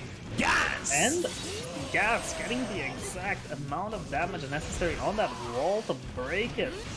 That was such good conversion for it. It worked out super well. Also, look at how big Gold Lewis's alien hand is on that 6B now. Did the animation actually get adjusted as well? Yeah, because now it hits further forward. It swings all the way to the front. So it's not just a move that exclusively hits the air. I guess that's like the least they could do is normalize that one 6B that is kind of, you know, below standards to, you know, be on par with the rest of the cast. Uh-oh, the Vortex missed. Luckily for Gas, not punished too bad, I guess. Ooh, I think she hit Far Slash. Yep. Oh, look at that damage! And that's the problem of being reversal by Gold Lewis, is your entire life bar will just kind of go, and the Jufee anti hit. What a classic.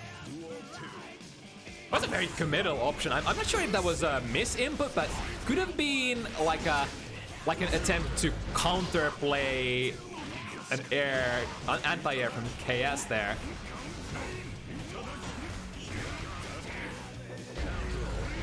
Ooh, finds the big counter hit. Here we go. Milk it out. They don't have a burst yet. One more touch. It's gonna be the kill. One touch. I do wonder. Never mind. Actually, it's not gonna matter. KS destroying the gun flame with those bullets. I don't know how that works in terms of physics, but you know, it functions in Guilty Gear magic logic. Those bullets can destroy just flames. I wonder what Jacko minions are made of if they go through everything. Whoa, what is the bones? Holy shit! I think even Chaos didn't expect it. It was just, what's going on? Unfortunately, the Vortex. KS not stepping backwards. That step forward was so important because it made sure that Gaz would hit KS's block and get hit by the drone still there. And look at how far forward that the hand goes. It's so strange. When you've been used to the scratch just going upward for the entire duration of the since Gold Lewis released. Alright, we got them in the corner. Another really good reversal. And KS can potentially still RC out of it? No. But that could have been a cool conversion to see. Wow. No, just gonna go for another one, and it kills. Are you kidding me? Most of KS's damage that round was just, you know, 360s. Hey, I guess when you're that slow big guy, you are supposed to do damage for you know, big reads, huh? And now this time, no meter available for KS. It's gonna have to take this pressure from Gas. Yes, take the wall. Oh, but that's, yeah, that was a wall stick so far high up. Ooh, I wonder if Gas was trying to go for like a specific combo there with the jump cancel. Both players dropping a couple of combos. Burst. Like, whoa, it faces through the Thunderbird! And the OTG 6-8 hit. Wait a second. That was actually a sick play. Now we're here, the right corner, once again. No meter, no burst. Just gotta find your way out of this mess. Fair and square. It's the FD that does it, which is, whoa! Gas is too close! That was the dash cancel. Yeah, Chaos. That was literally a... The drone coming, forcing Gas to block.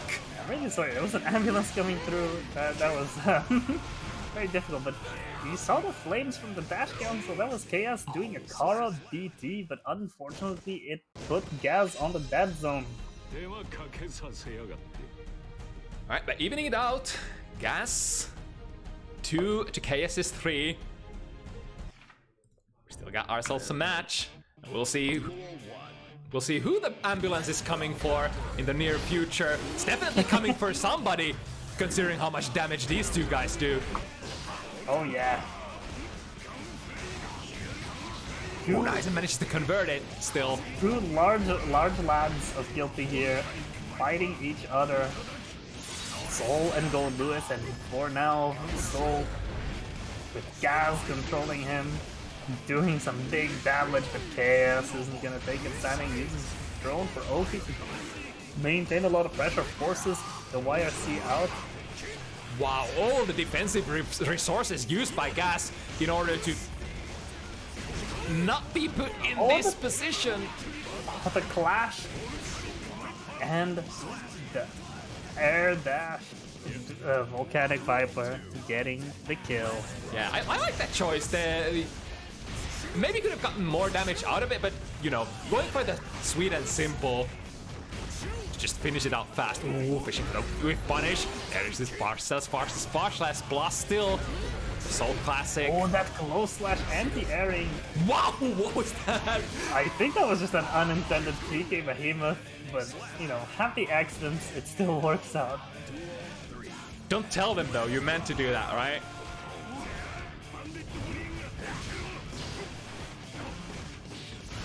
Ooh, the jab anti-air. Putting gas in the corner. Oh no. Important 5k. Not quite able to get gas out of the danger zone yet. The burst is baited. That should be a kill. KS coming through with the reach when it counts.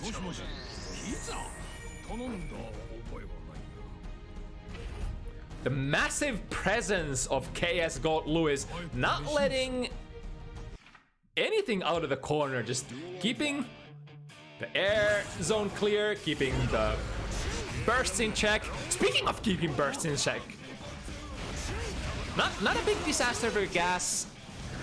That burst was not punished, however, it's gonna take a while. Surfing on that drone a little bit, going off the full screen, and now coming back in, getting some solid hits and putting up good pressure. Wow! BRC after that Fafnir, those Fafnir plus frames, making Gaz be in such an advantageous position, and now backdashing. Hopefully didn't get caught up by the down with the system. It didn't. He's able to punish. Yeah. Yeah, that was really cool because, you know, Fafnir is plus 11, and if you slow down those recovery frames with a blue RC, that's quite a bit of an advantage you can build. Ooh, but it's a big close flash counter hit. Oh, Unfortunately drops it, and Chaos wastes no time getting that punish in. The drone is still there to save Chaos from YRC problems, and now a blocked DP into a full conversion will allow Chaos. Does that just kill? I think that kills. No, not quite one hit point. Barely. Maybe a little bit more churning was required. Can I get more damage if I churn like 10 times? But that super still had room for more churns, right? That wasn't the full 3 spin. I'm not actually sure. I blinked and I missed it. Yeah, that's kind of that just happens when you're seeing GoldLewis on screen. Is sometimes you just miss the tiniest interaction and you're like, oh, where did the other person's health go? But look at this, how Chaos is using the drone in the corner. One of the new changes, the drone will now actually not exit the corner immediately. You can actually use it for corner setups. Which is really good because it helps people not get out of the pressure. Or Gaz, having been burst baited before, stays mindful and delays her burst. Works out really well, and now this gun nearly taking her out. And yeah, even if you FD, you just don't have enough meter to stop that one. KS going to 5 points. God, GoldLewis looks so dangerous now. It's kind of like his disadvantage earlier was the movement and the lackluster normals, but now with the new normals, you're looking kind of nice.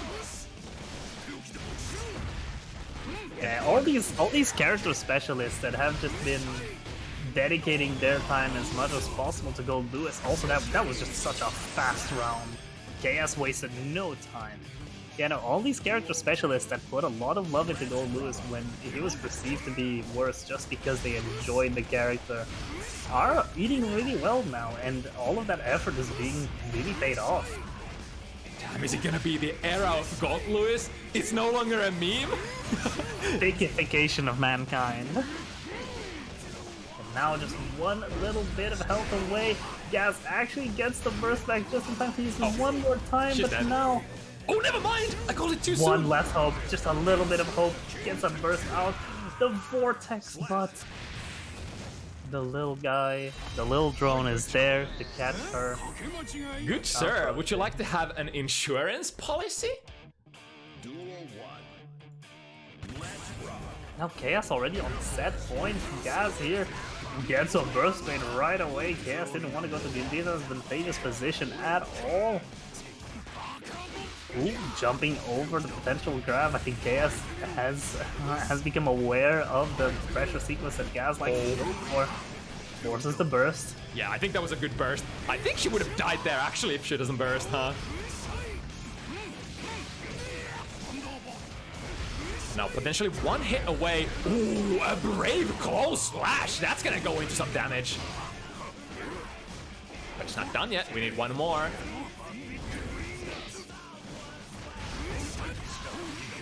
Ooh, I like that. Oh, the Vortex PRC into the grab. And then the best part is because of the changes, it didn't even spend a full bar of meter. Yeah, probably recognizing that the Vortex itself was not gonna punish, so are seeing it. Oh, again, the dead zone.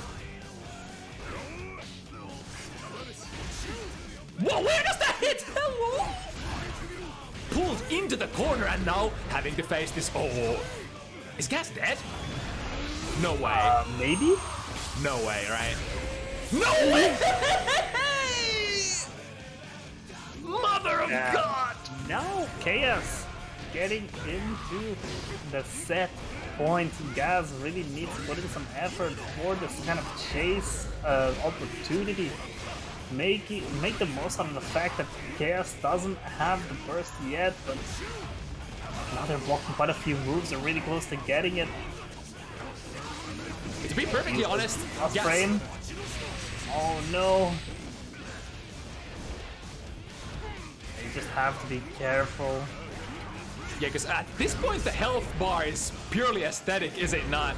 For both of these characters. Yeah. This Any amount of health above 1 is a luxury. it's like once your health bar starts nearing that 50% position and the opponent has meter, it's like, yeah, it might just be over on the next touch. Ooh, yeah, that dash cancel kind of doubles as a good way to call out backdashes as well, huh? Oh, good, solid first bait. Gas on the chase, going for it.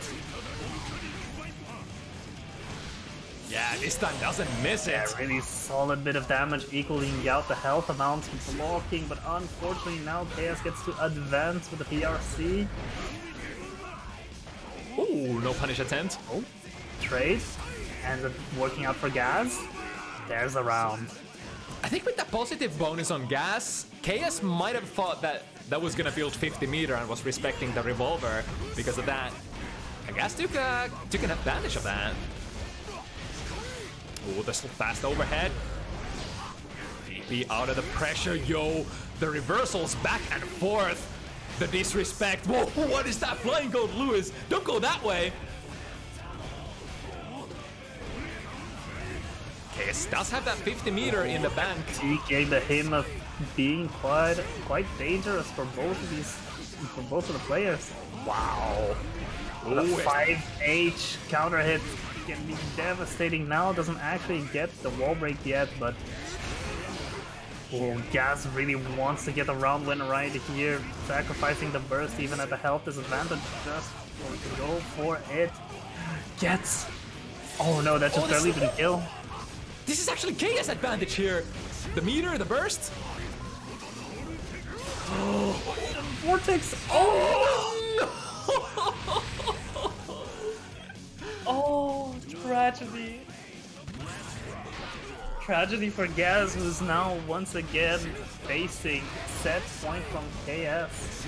And now with fewer resources to play with, has to be very careful reacting properly to the overhead typhoon.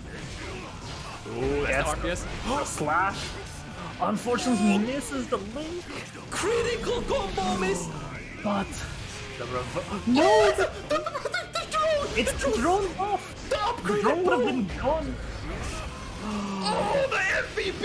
The drone! Fucking annihilates!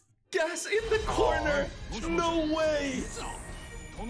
Tragic for Gas, but super well played for both of these players. Thank you, Daisuke. Thank you, Thunderbird. I guess get fucked if you get put in the corner against Gold Lewis, because that seems like a pretty decent insurance if the opponent wants to do something, huh? Woo! Oh no, and that was, I guess, we're straight off jumping into another Gold Lewis game. Hell yeah. This is dangerous. Alright, good stuff. KS, Gas, two of some of the most pleasant players to watch for me, for sure. Always bringing in the good fights. But now we've had quite a few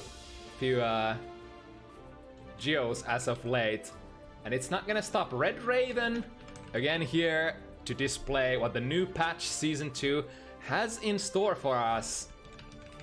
And on the Gold Lewis side of things, ZoKHiZ, you know this guy.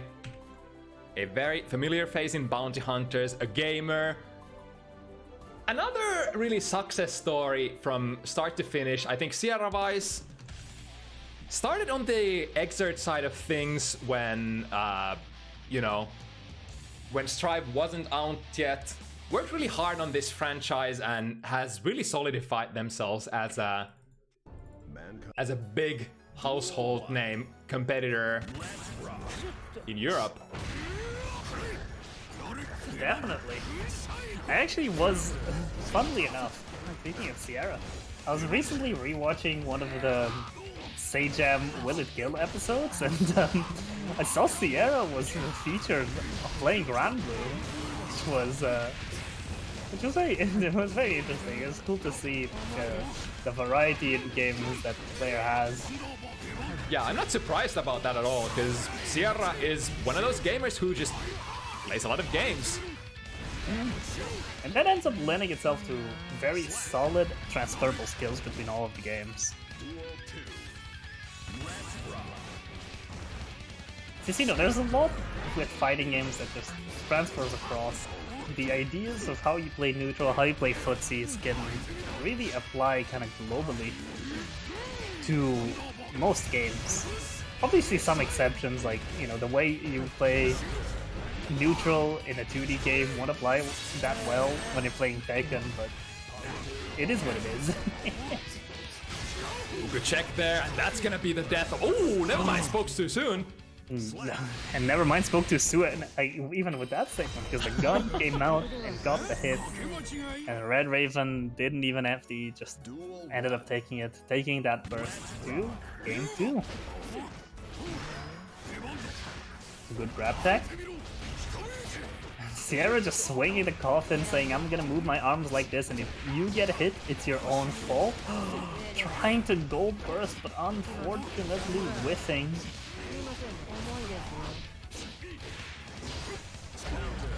Ooh, the patience there, waiting, the slight hesitation, giving ZoKHiZ the time to press a button. And now on the hunt for the last hit.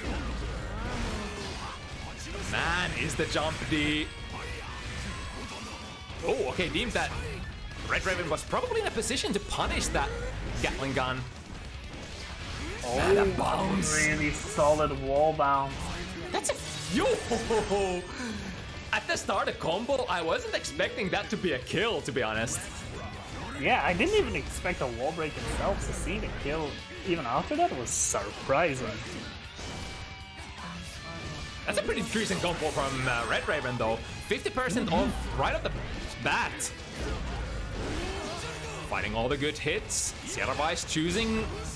And they want to play this round, even though they're sitting on a one-round lead. But hey, we definitely got the defensive power to turtle a little bit and build that Sierra's first going bigger for that 6H a lot, which was made better this patch, even steps forward a little bit. So I think they've been labbing some stuff and are expecting to see some returns from it. Yeah, it's a very interesting button change for in a lot of matchups where GGST previously didn't have the range advantage. They might actually have now because of the new 6 heavy. Of course. This is gonna do a very reasonable amount of damage. That super from Giovanna hits really hard. Ooh, it's an empty low. Oh, the jab out of those air shenanigans to the other side. Uh-oh. Bad confident swing into the drone Oki. Now you're in the corner, forced to hold it. Right, able to break out, immediate burst. ZoKHiZ wants to keep their prey in the side of the corner or the side of the screen that it's the easiest to hunt, however. REDRaven, not the easiest wolf to hunt. 1-1 now. Yeah, definitely. I mean, these two players are for sure still just getting information on one another for the time being.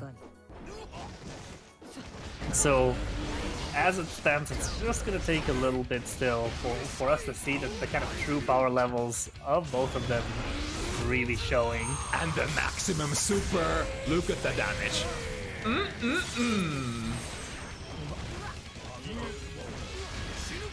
And that's kill. Just like that. Oh, GGST. Oh, that 2K. I think the 2K was buffed as well, but I forgot how.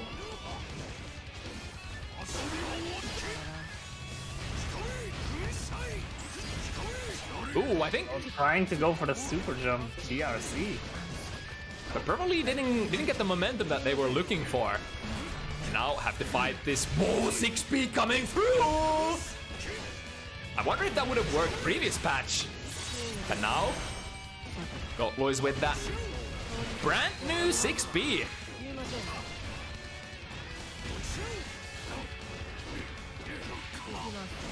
It's gonna be still somewhat of a difficult place being put here against. Ooh, misses the OTG. Uh-oh. Has to spend the burst. Did they press a button? Yes, they did. That was kind of tragic. ZoKHiZ had like 1 hit point left, and it kind of looked like there was an option to go for OTG maybe. I'm not sure. But ZoKHiZ taking advantage of the situation and, you know, pushing it when the opponent drops. Oh, the early burst. Optimally punished against ZoKHiZ. Pushes REDRaven in the corner.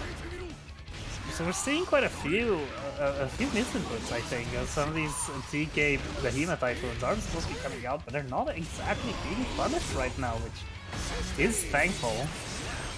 And now, oh, that's just killed. Yeah, even with a fast character like Giovanna, who should theoretically be able to whiff punish from half screen away, it's again that thing, if you're not expecting it, it can be quite hard to react to, you know, misinputs like that from your opponent.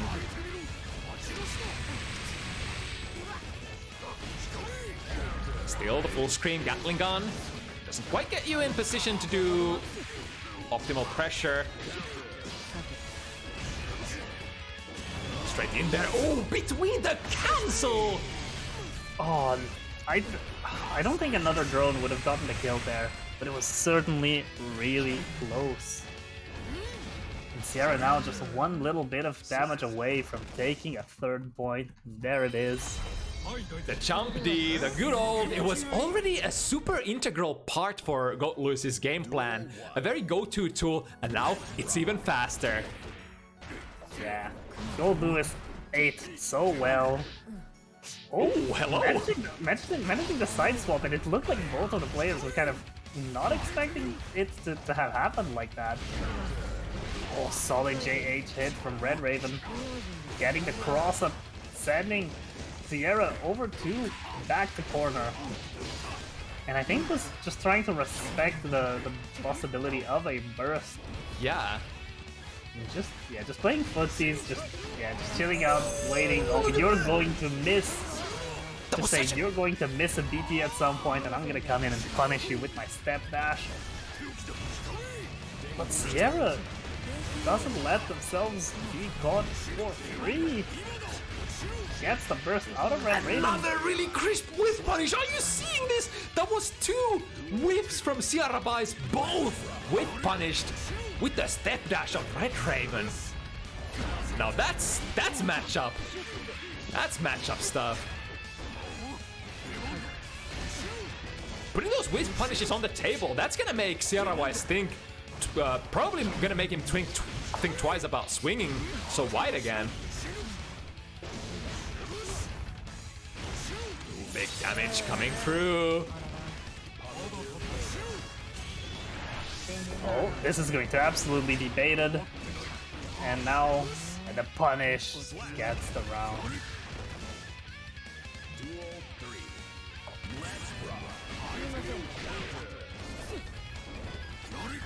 Trying to fish break. Ooh, the far slash. The new buff move. Finding its mark. Ooh, far slash against Jump D on the recovery.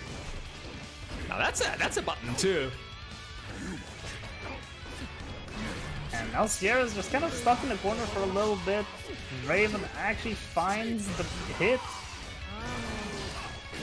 Oh, the delay burst ends up working out really well. Sierra still has theirs. Uses it on a gold burst. And yeah, now that's all gonna be used. Really? Yo, when that works! Actually, I guess was banking on REDRaven reacting to the dash cancel, and they canceled the dash into a super. What a lad! That was I don't know. I don't know how to deal with that. My brain can't properly process the interact with the way that we just saw that. That was some emotional damage, must have been. How do you recover from that shit? I think REDRaven definitely recovering somewhat, running a very one-sided round here, still working on a perfect. But I mean, that's how it goes. Your opponent ends up doing some dumb shit to you, and you're like, I'll get you for this. And then you get powered up. Yeah. I mean, sometimes it do get powered down, but it's good to see that REDRaven managed to recover and take a round right after that. But that was that could have been disastrous to the mental game.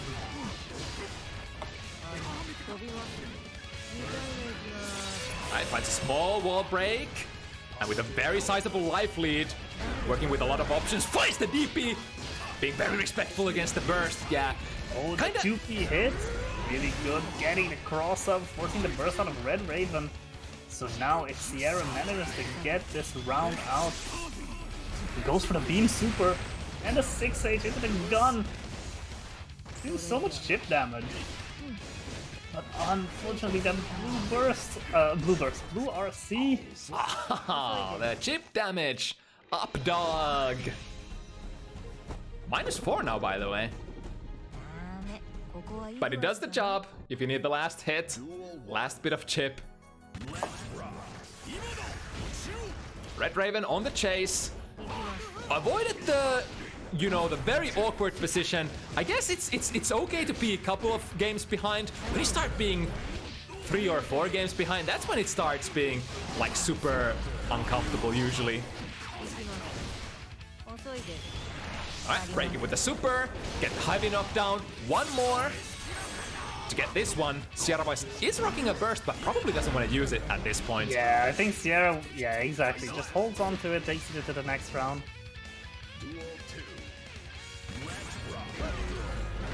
Oh, 5k, gets there in time. Round start position. I mean, Goldloy's buttons still are fairly slow on average compared to the rest of the cast, so. Oh, the 2D does the job. No counter hit though. I think REDRaven must. Yeah, actually was. No, that's a bit too far away. Gets a fully charged dust. And okay, if they gotten that conversion off of the burst blade, it would have been insane. Wait, that super barely whiffed. That was such a great idea. But didn't end up working out. Oh, both players just fishing for something with their big moves.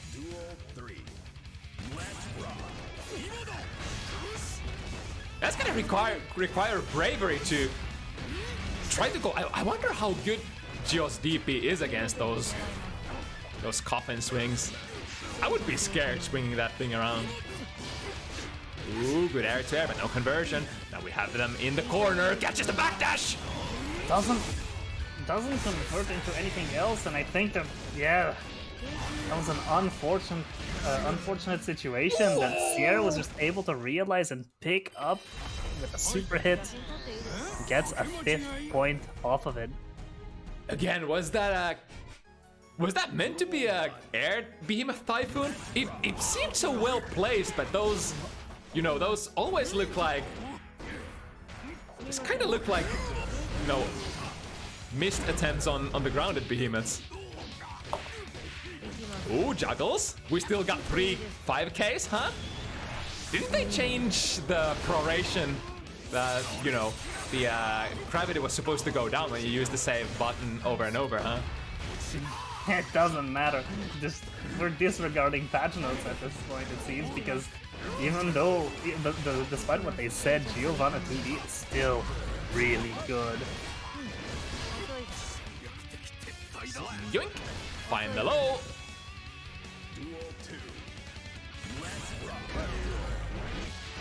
Sierra has been swinging pretty heavy buttons round start, but REDRaven checking with some of the faster ones. For example, Geo 5K. Ooh, the dash! Yeah, the whiff. You can't whiff a BT like that against someone as aware as Raven, and with that step dash to just come in close. Oh, the far slash still active! Yo, that's so active! And in the combo, is that actually gonna be it? That's so close. It does kill. Just barely, it felt like, but still, it was enough. Now REDRaven, once again, trying to catch up Sierra. Another thing I kind of want to direct your attention to is I think Geo Step Dash received a couple of extra mobility options. I think you can hold forward and hold back now, and the way that REDRaven is moving around, especially using the steer back dash, I believe, makes you move in a very particular way. Yeah, you can control how much you dash at a time, and that just killed? We were just here talking about the changes just very casually. Meanwhile, Sierra's just putting REDRaven through the blender.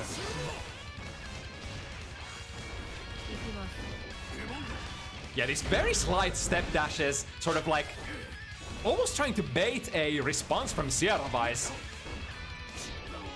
That really adds to the unpredictability of, Geo's step dash into a button game.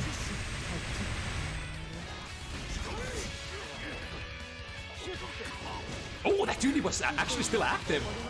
Cashes out. RCing the 5D. Oh, here we go. Let's get it started. Gets a very decent hit, and oh, I was about to say forced to take the wall break, but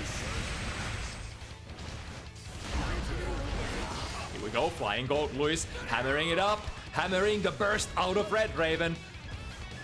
Now REDRaven has to play super careful now with the blue beams forcing them towards Sierra. And the 2K into the BT will find itself hitting. Another buff, by the way. Gold Luis now recovers immediately out of that laser beam super. If there weren't enough buffs already that we mentioned. Yeah, although, there's some stuff where it's just making Gold Luis's options more usable that I think are very valuable to have. It's nice to see a character not have any kind of wasted options. I wish I could say that about everyone in this game at this point, because it really did feel like, certain characters like Anji, even if they didn't come out completely losing, did lose some flair and some options. Yeah, it can kind of suck losing your favorite toys. If you don't get enough new toys. Pretty solid 6B from REDRaven there. Ended up getting the round, sending Sierra back to the corner, but The 6P just dodging the Gold Lewis Far Slash completely. Ooh, another really good whiff punish. Sees the whiff Behemoth Typhoon on the hunt. Finds another hit. REDRaven working with a really good round And here. now grabbing into the corner. Setting everything up. The jump D's. Gold Burst. Oh, Sierra's ready for it. Finds the hit and now will just convert and That's the a kill. super. I think that's a kill. There's no way that. Unless it whiffs! And now the whiff punish from REDRaven. Oh no, that was tragic for Sierra. Yeah, And especially good since spell beat here. they would have definitely liked to have that 50 meter for this defensive position. Because like you are still Gold Lewis, and when the fast character that Giovanna is pressuring you from point blank, it doesn't. It's definitely not comfortable. I can say that much. Ooh, almost slice under there. Unfortunately, the handstand kick not really connecting, but still, REDRaven does have such low health. Oh, if that was if that had been a Kara BT, it would have hit. It would have continued the combo. Oh no! This is oh no! Oh no, this is tragedy. The set could be ending right in front of our eyes now. Raven with the 2K check, but unfortunately I think this is it. REDRaven just gets swung away. 7-4. As soon as I saw that gold burst hit, I was like, yep, it's corner, check. Gold Lewis, check. Meter, check. Yeah, REDRaven is probably not gonna wake up from that block string.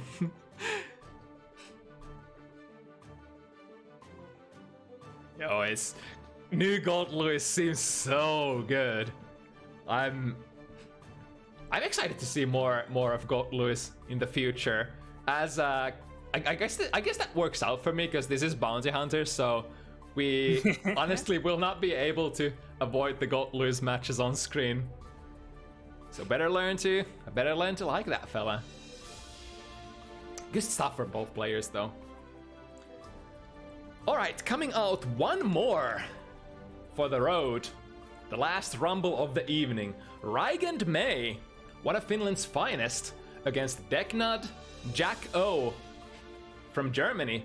Deknud took a little bit of a hiatus for a couple of months, I believe, but is now back on Jack O. I also think they were playing a couple of other characters between Jack O and Present, but you know, if we talk about the winners and the losers of the patch, I think Jack O is definitely one of the characters who got, you know, the happier end of the stick. What's a good analogy here? I guess they're just, you know, eating pretty well with the other happy fellas out there. Jacko now feels much better to play, as reported by a lot of, you know, top level players. Yeah, I've seen a lot of clips of new Jacko changes. The armored minions, the more bar at the start, allowing for Jacko to be doing setups from earlier is really good. Because I think, I think this is kind of the little kick up that the character was needing to sort of get a little bit of a foot in, because we didn't really see Jacko at all in any sort of competitive play in anywhere really. And it's nice to see now that some of those character loyalists that really cared for how unique she is can shine now and put some work in. And speaking of characters that have gotten good changes, we also have Mai, who unfortunately a lot of Mai's players are quite unhappy with the changes that happen. Yeah, you could kind of argue that she didn't get changed like all that much, but I think it's the meta balance where other characters got so many buffs, and especially other characters got decent hitbox changes to their pokes, which makes Mai, who didn't get, you know, a lot of love fighting with her a little more harder now.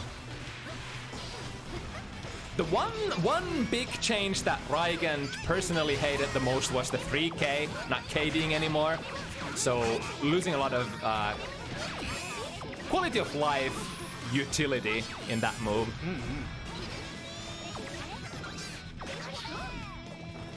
Yeah, Rygand already using those jump dust, that jump dust movement to kind of avoid what Deknud's trying to do. Getting a solid air grab and sending Dek over to the corner, and now with a combo, this is going to be death. Solid first round. And yeah, I think Jacko definitely was just needing some help. And I don't know how I feel about May. I mean, some of her typically piloted options got nerfed, which is good for the health of the game reasons, but I don't think she necessarily needed to be kind of hit as hard as it currently looks like she was. Ooh, good 6B. Dolphin from half screen, probably a reaction. Rygand just casually switches positions, the jump into jump D. Oh, but look at that.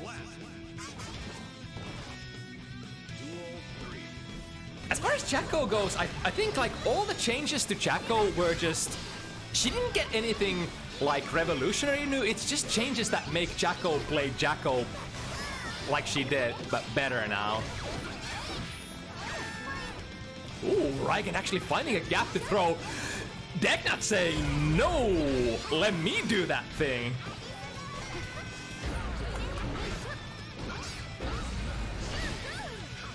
Oh, the drift solid backwards. burst bait. The little skibbity whoop burst bait. But Rygand is not done yet. Will still be coming after both of these players at quite low health. Deknud setting up minion pressure. Uh-oh. Yeah, Oh, you the see that little... Oh, he wasn't out of the woods! The minions coming for you! I bet Rygand thought that they actually skipped past the sea of minions, and I did as well, but... They be chasing.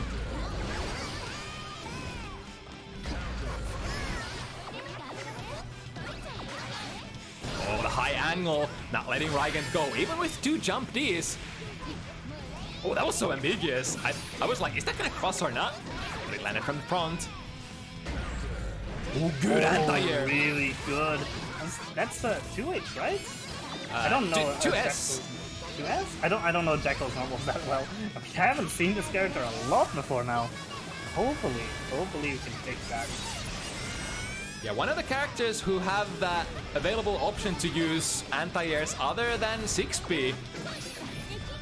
Yeah, with those chain ball and chain moves that go quite far out.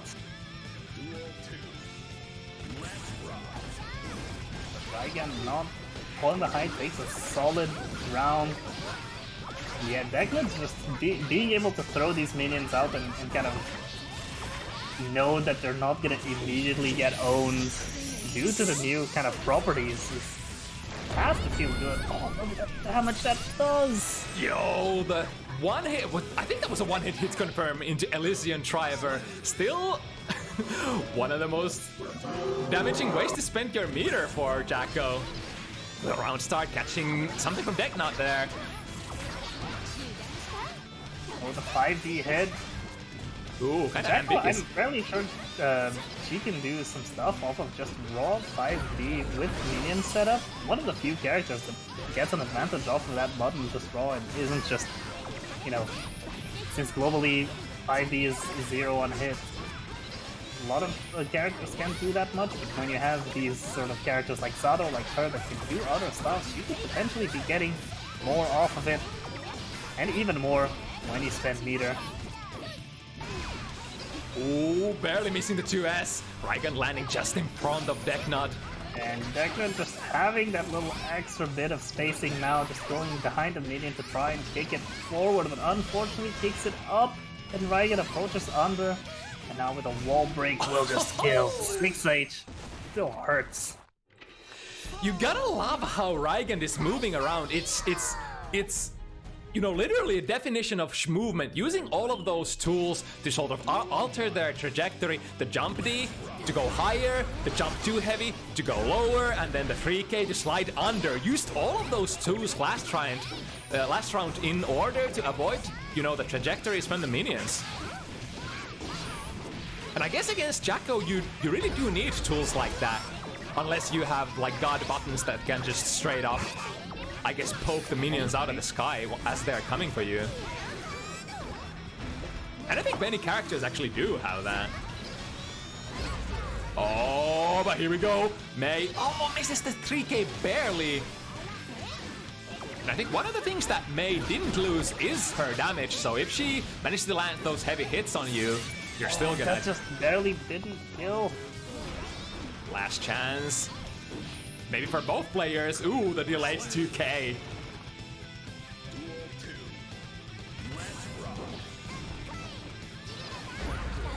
Solid 60. I guess. Oh, but gets grabbed on the approach. And Deknud also wanted to go for a grab, but the Rygand was just faster on the trigger. And look at that. That's still just a simple conversion deal so much. That is the unfortunate reality of Jacko. Rygand is slowly starting to find the hits with all those big starters. That's dangerous, because this is, you know, fundamentally still a matchup that has very massive damage discrepancy. Mei's gonna murder you. Jacko needs very many hits. And one thing has to be noted is that obviously the patch only came out on Friday, and Jacko is complex enough character where it would have been quite difficult for anyone, even very experienced in Jacko, to be fully utilizing new options. Even now, Deknud probably still isn't taking advantage of a lot of what's changed. Jacko changed a lot, but I wonder how good a matchup practice Rygand was able to get in the last couple of days since the matches were announced. Since, you know, because of that and because of how hard it is to find Jacko players to practice with, since there have been so few of them. Yeah, in that sense, there's like a lot of uncertainty to the matchup of the, you know, initial matchups of the patch. Not just, you know, oh, I think Rygand respected, so jump out.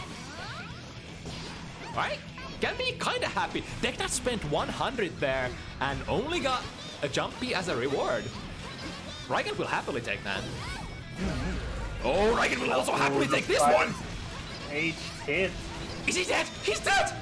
Yo, Jesus Christ, look at this girl! Still all of that big damage. It didn't go anywhere. Dolphins hit a little... For a little less damage, and I think 5 heavy hits for a little less damage, but you know, all in all, the damage is still there for Mei. For sure. Rush movement, the back and forth, the weaving, 6P from Deknud works out, and now the minion pressure. Strike or throw, gets the right one, and baits the burst. And now we'll go for the confirm into the super, which does so much. A bit too far to break the wall, but sets up the corner pressure, which is almost better. Yeah, I think that was preferable for Deknud to actually not break the wall there. Although they probably didn't have any control over it, whether they could or not. Yes. The burst comes through, but the health damage has already been done. The football kick. 2D is even faster after this patch. Wow, these unrelenting minion pressure. Now the red RC. Yeah, that was the situation you were talking about before. Being able to use the 5D sort of free of charge, no risk, because your buddies are gonna cover up for you. The Goobers, as they're officially called. I love that name. Oh, it's solid. I think people love to call them goons in Exert, and now they're upgraded into Goobers. I like that. Okay, I need to double check this right now. Jacko. I think the minions are actually called Goober. Or maybe I've been fed false information. Yeah, I mean, I don't know what their official name is either. I just know that people used to love to call them goons. They are just called servants, but in my head they are the goons. And you know, Deknud is actually responsible for one of the most comprehensive resources for kind of Jacko information out there. You gotta love guys like that who do the labbing for you, and not just the labbing, but also documenting the results of the labbing. Yeah. Deknud definitely kind of the saving grace of all the Jacko players, all the people wanting to get into Jacko. Deknud really carrying the community in that regard. Oh wow, that actually still hits! That was funky looking. Sometimes when the minions have already passed you and use... Oh, whoa! That was a really cool side swap combo. Now, with the install super... Help! Help, home in trouble! Somehow Rygand still manages to live on with one little sliver of life. Dear life. But you know, 2 hits! 2 hits is all that it takes here. And going for the 5D just to find that last bit of damage. Yeah, as you like to say, sometimes that's all you need. Really, don't even need your bodies to cover you if it's the 20 frame overhead that the opponent has to react to at the end. Oh, a little too high there on that hit. Deknud scoring a reversal throw and getting this every Jacko player's wet dream of a position. Well, Rygand actually manages to get out the unfortunate whiff gold burst. A lot of things Thankfully for happened Deknud, Rygand wasn't able to punish it right away, but it's still a dangerous position now. I think Deknud tried to go for 60 on the Dolphin, got counter hit. Oh, Charlie, that really hurt. And straight And there's into a the far anchor. slash. Yeah, just closing out the round cleanly.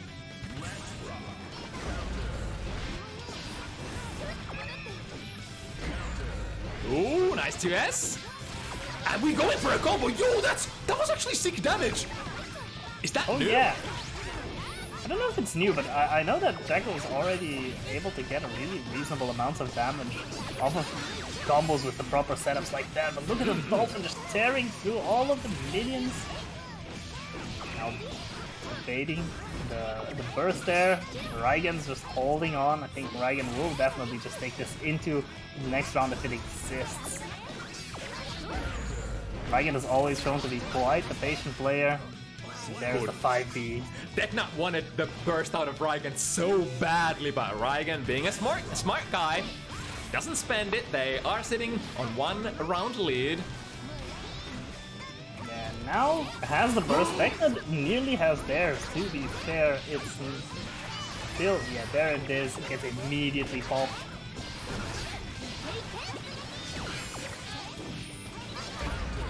Oh Solid my 6B. goodness. And now you're basically getting sandwiched against a minion, but the burst will kill. Ooh, bounced into the wrong direction. For the favor of Deknud. And who's in the corner now? Uh-oh, Deknud has meter. Uh-oh. Yeah, any kind of stray hit can lead to death at this point, but same can be said for Rygand's favor. He's now trying to go in. The parry attempt was good, but unfortunately Rygand landed a bit too far forward and now takes the win. Initially I was wondering if they just missed, or if that was a spacing issue or a timing issue on the minion parry, but I guess it doesn't catch moves that far behind the opponent's box. Oh, Rygand taking a big bait at the start of the 7th game here. Oh, that's gotta feel bad to start the round with.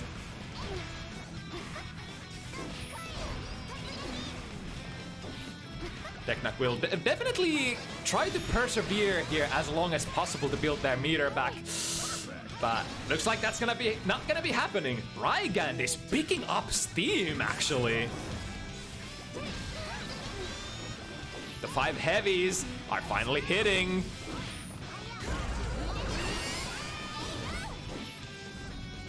Wow, which side?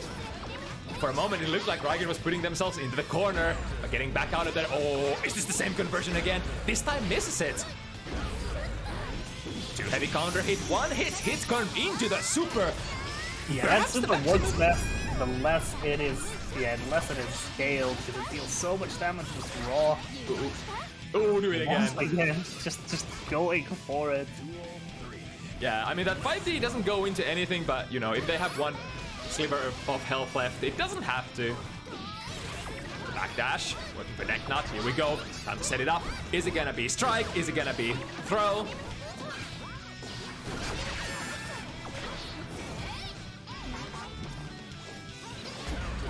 Wow! It makes the 60 active frames were just there for Deknud.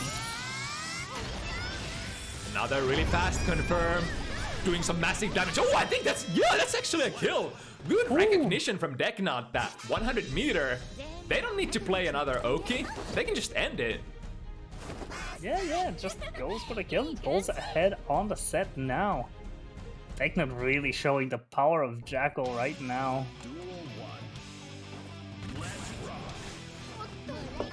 Oh, wait, where's your jump? Right at the start. Hello, mister? Ooh, this time the 6P didn't get there in time. I mean, it's still a pretty difficult reaction, even if Mai is coming at you with the Dolphin from half screen away. There we go. God, I'm not sure if that's a reaction or prediction. Deknud is just hitting it so consistently. Well, now it was a reaction. With the slowdown, that is completely safe and provides a punish. Now Deknud can get a little bit of a setup going. But yeah, Rygand's not gonna pop the burst most likely. Gets the grab on the land. Yoink! Takes a round. Again, the 5 heavy. Definitely the most favorite button out of Rygand. Maybe the evergreen classic for all Mai players, for all Guilty Gears throughout times. Oh my god, the bait! What a burst bait! And I want to note that I think it's really smart. The way Deknud's actually baiting bursts is being careful to drift our seat backwards to make sure they don't block the burst when baiting it, because obviously that would take away all the minions. If Jackal blocks any move, the minions still go away. And obviously, you don't want that. You know, I didn't even consider that. That's giga smart. Ooh, the jump D, gaining some extra momentum for Rygand. Tries to go for that reaction 6B, but is a little bit late. And now, Rygand is actually equaling out the score at 4-4. This is being such a good set. Both of these players are, back from their respective breaks, because obviously we haven't seen Rygand here in a few weeks now. Seeing them back, seeing them putting in the work after the patch is good stuff. Ooh, the 3K catching a backdash there. However, the nerf kinda hurts. No heart KD. Oh my god, bunch of 5P. And Rygand has the meter to make up for it. Ooh, cool route. That's quite a bit of damage, unfortunately, for Rygand. Didn't have enough meter to go for a wall. Ooh, there was a couple. Let's see how much this does. With the wall break, it's still gonna do quite a bit. Look at that. Jesus. Now on the hard knockdown, Deknud actually gets a safe jump, it seems. It's actually gonna bring this back. Are you kidding me? After that gigantic combo from Rygand. That was an insane bit of a bit of a comeback, and now Rygand with the vengeance will be taking a 75% combo of their own. Oh, fucking do it again. Oh, Deknud is about to do it again as well. Okay, but this time Rygand is like, nope, nope, nope, nope, nope, nope. I'm not gonna risk it. Did not come for free though, Rygand, Or actually, wait a second. No, they didn't use their burst there, did they? Oh, the too heavy counter hit! This is really close to a kill, but not quite, right? Yeah. Is that the most damage I've ever seen in Strive? That was like 90% plus. That was insane. I mean, I have seen TODs happen, especially with characters like Soul in their estates, but still, in a live game between two high-level players getting such a conversion, that is nuts. I mean, granted, I think there was a little bit of risk, and it was a really specific hit, like too heavy, right next to the corner, so Rygand had like pretty much the feast of their life. Yeah, but it just goes to show that even in such a rare occasion, Rygand was just ready with the conversion. This is the level of knowledge that this player has, the level of grinding that they've done, and now just putting Deknud in the corner blender, heading forward in the set. I think this is the first time that Rygand actually takes the lead. Yeah, has been playing catch-up all set, been kind of always trading games, just equaling it out, and then Deknud pulls forward, but now actually seems to be catching their footing.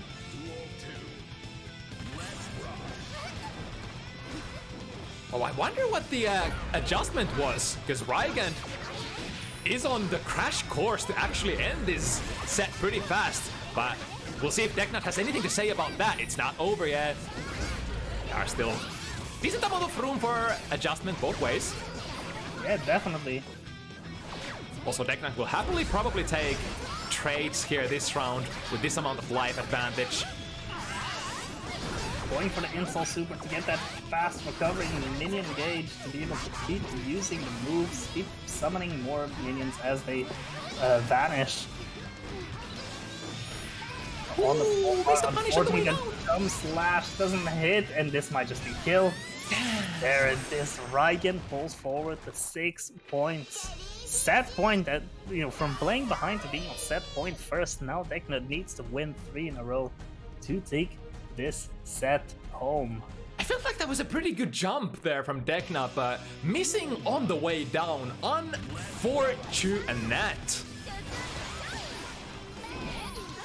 Immediate gold burst and an attempted purple RC slowdown, but Rygand was just too far high up. Now, the juice from gold burst has been used. The situation equalized. Ooh, Rygand trying to... really good just call out with the attack command there. Now Rygand sending Deknud over to the corner, grabbing, but unfortunately away from the corner. And one command grab is all it takes to take the round. Now set point. Deknud needs to pull it together and get the adaptation in. Oh my god, Let's Rygand grab just... once again, Rygand with the OTG 5H. Oh! And baits the burst. Unfortunately, doesn't get the super wall break, which is devastating. The wall somehow saves Deknud, but it does not make a difference! Rygand scores like 3 games in a row. What happened? Deknud had such a strong start, but somehow Rygand just, you know, pulling themselves together and bringing it home for Team Finland. My goodness. And there goes all of my calories, because I did put quite a bit on Deknud. I believed in the Jacko, and still, Deknud put quite a good fight, but, you know, unfortunately, ended up not being enough against Rygand. Yeah, I do wonder after that. So, Rygand has been speculating, you know, maybe potentially dropping Mai. There have been talks of Kai, but, you know, watching that, it's just, you know, Rygand is still very, very strong with this character. Even if, you know, I guess we'll just have to wait and see a little how the patch settles in and let the top players develop their opinions more. and see what the future looks like for Rygand. But man, that was a good performance there. Ooh, mama. And that's season 2, and that's only a handful of characters we got to, showcase this week. Hopefully we get to see even other different ones next week. Yeah, it's we're barely done with this week, but I kind of want to cast more. I just want to see more of season 2. There have been so many changes, so many things to learn, and it's just like impossible to grasp the full picture at this point. No matter how smart you are, no matter who you are, if you're the top player of the community or the smartest player of the community, we just don't quite know yet what is the future gonna hold for this game, Guilty Gear Strive. But with joint efforts, we're gonna find it out. We're gonna keep playing these public events.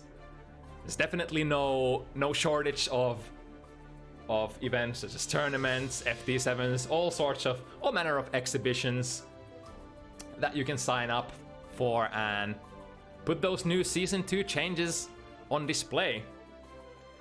That said, the next Bounty Hunter set is gonna be next Sunday, as per usual, same time, 5 p.m. CEST. I'm gonna post the Google Docs signups as soon as I can, as soon as the stream goes offline. If you're wondering where to find them, bottom right corner of the screen, there's a Discord join link for my Discord. If you want to play, that would be preferable place to join so I can mass communicate with all the players. Thank you very much. Yeah, thank you everyone who shows up every week and plays. If you do you want to shout out yourself as well, Lerkuss? I mean, you can find me on Twitter at Lerkuss_art. I draw, I commentate with Q, and I commentate on some other EMEA events. Some small little events. Look at this humble, up-and-coming, top European commentator. I don't know about that. I still have a long way to go. I appreciate the flattery, but I still have so much to learn. Yeah, look forward to it. Yeah, let's see what next week brings. Only day 3. Yeah. I'm excited to see. We're gonna see all the tech videos are coming out. All the lab heads are out there figuring everything out. It's gonna be good. Yeah, thank you so much for having me, Q. Of course. It is always a pleasure to have some capable voices on the mic. And that's it. We'll see you again next week till... Oh, yeah, I needed to resolve the meat. Thanks for reminding. Right. Everyone wants their calories. There we go. Don't worry. Even if I forget to resolve them, I will usually go my way and resolve them as soon as possible. They will not be forgotten. But yeah. I can't click the accept on my raid because the resolve screen is dismissed this message. All right, there we go. Okay, see you next time. Stay safe. Let's figure it out.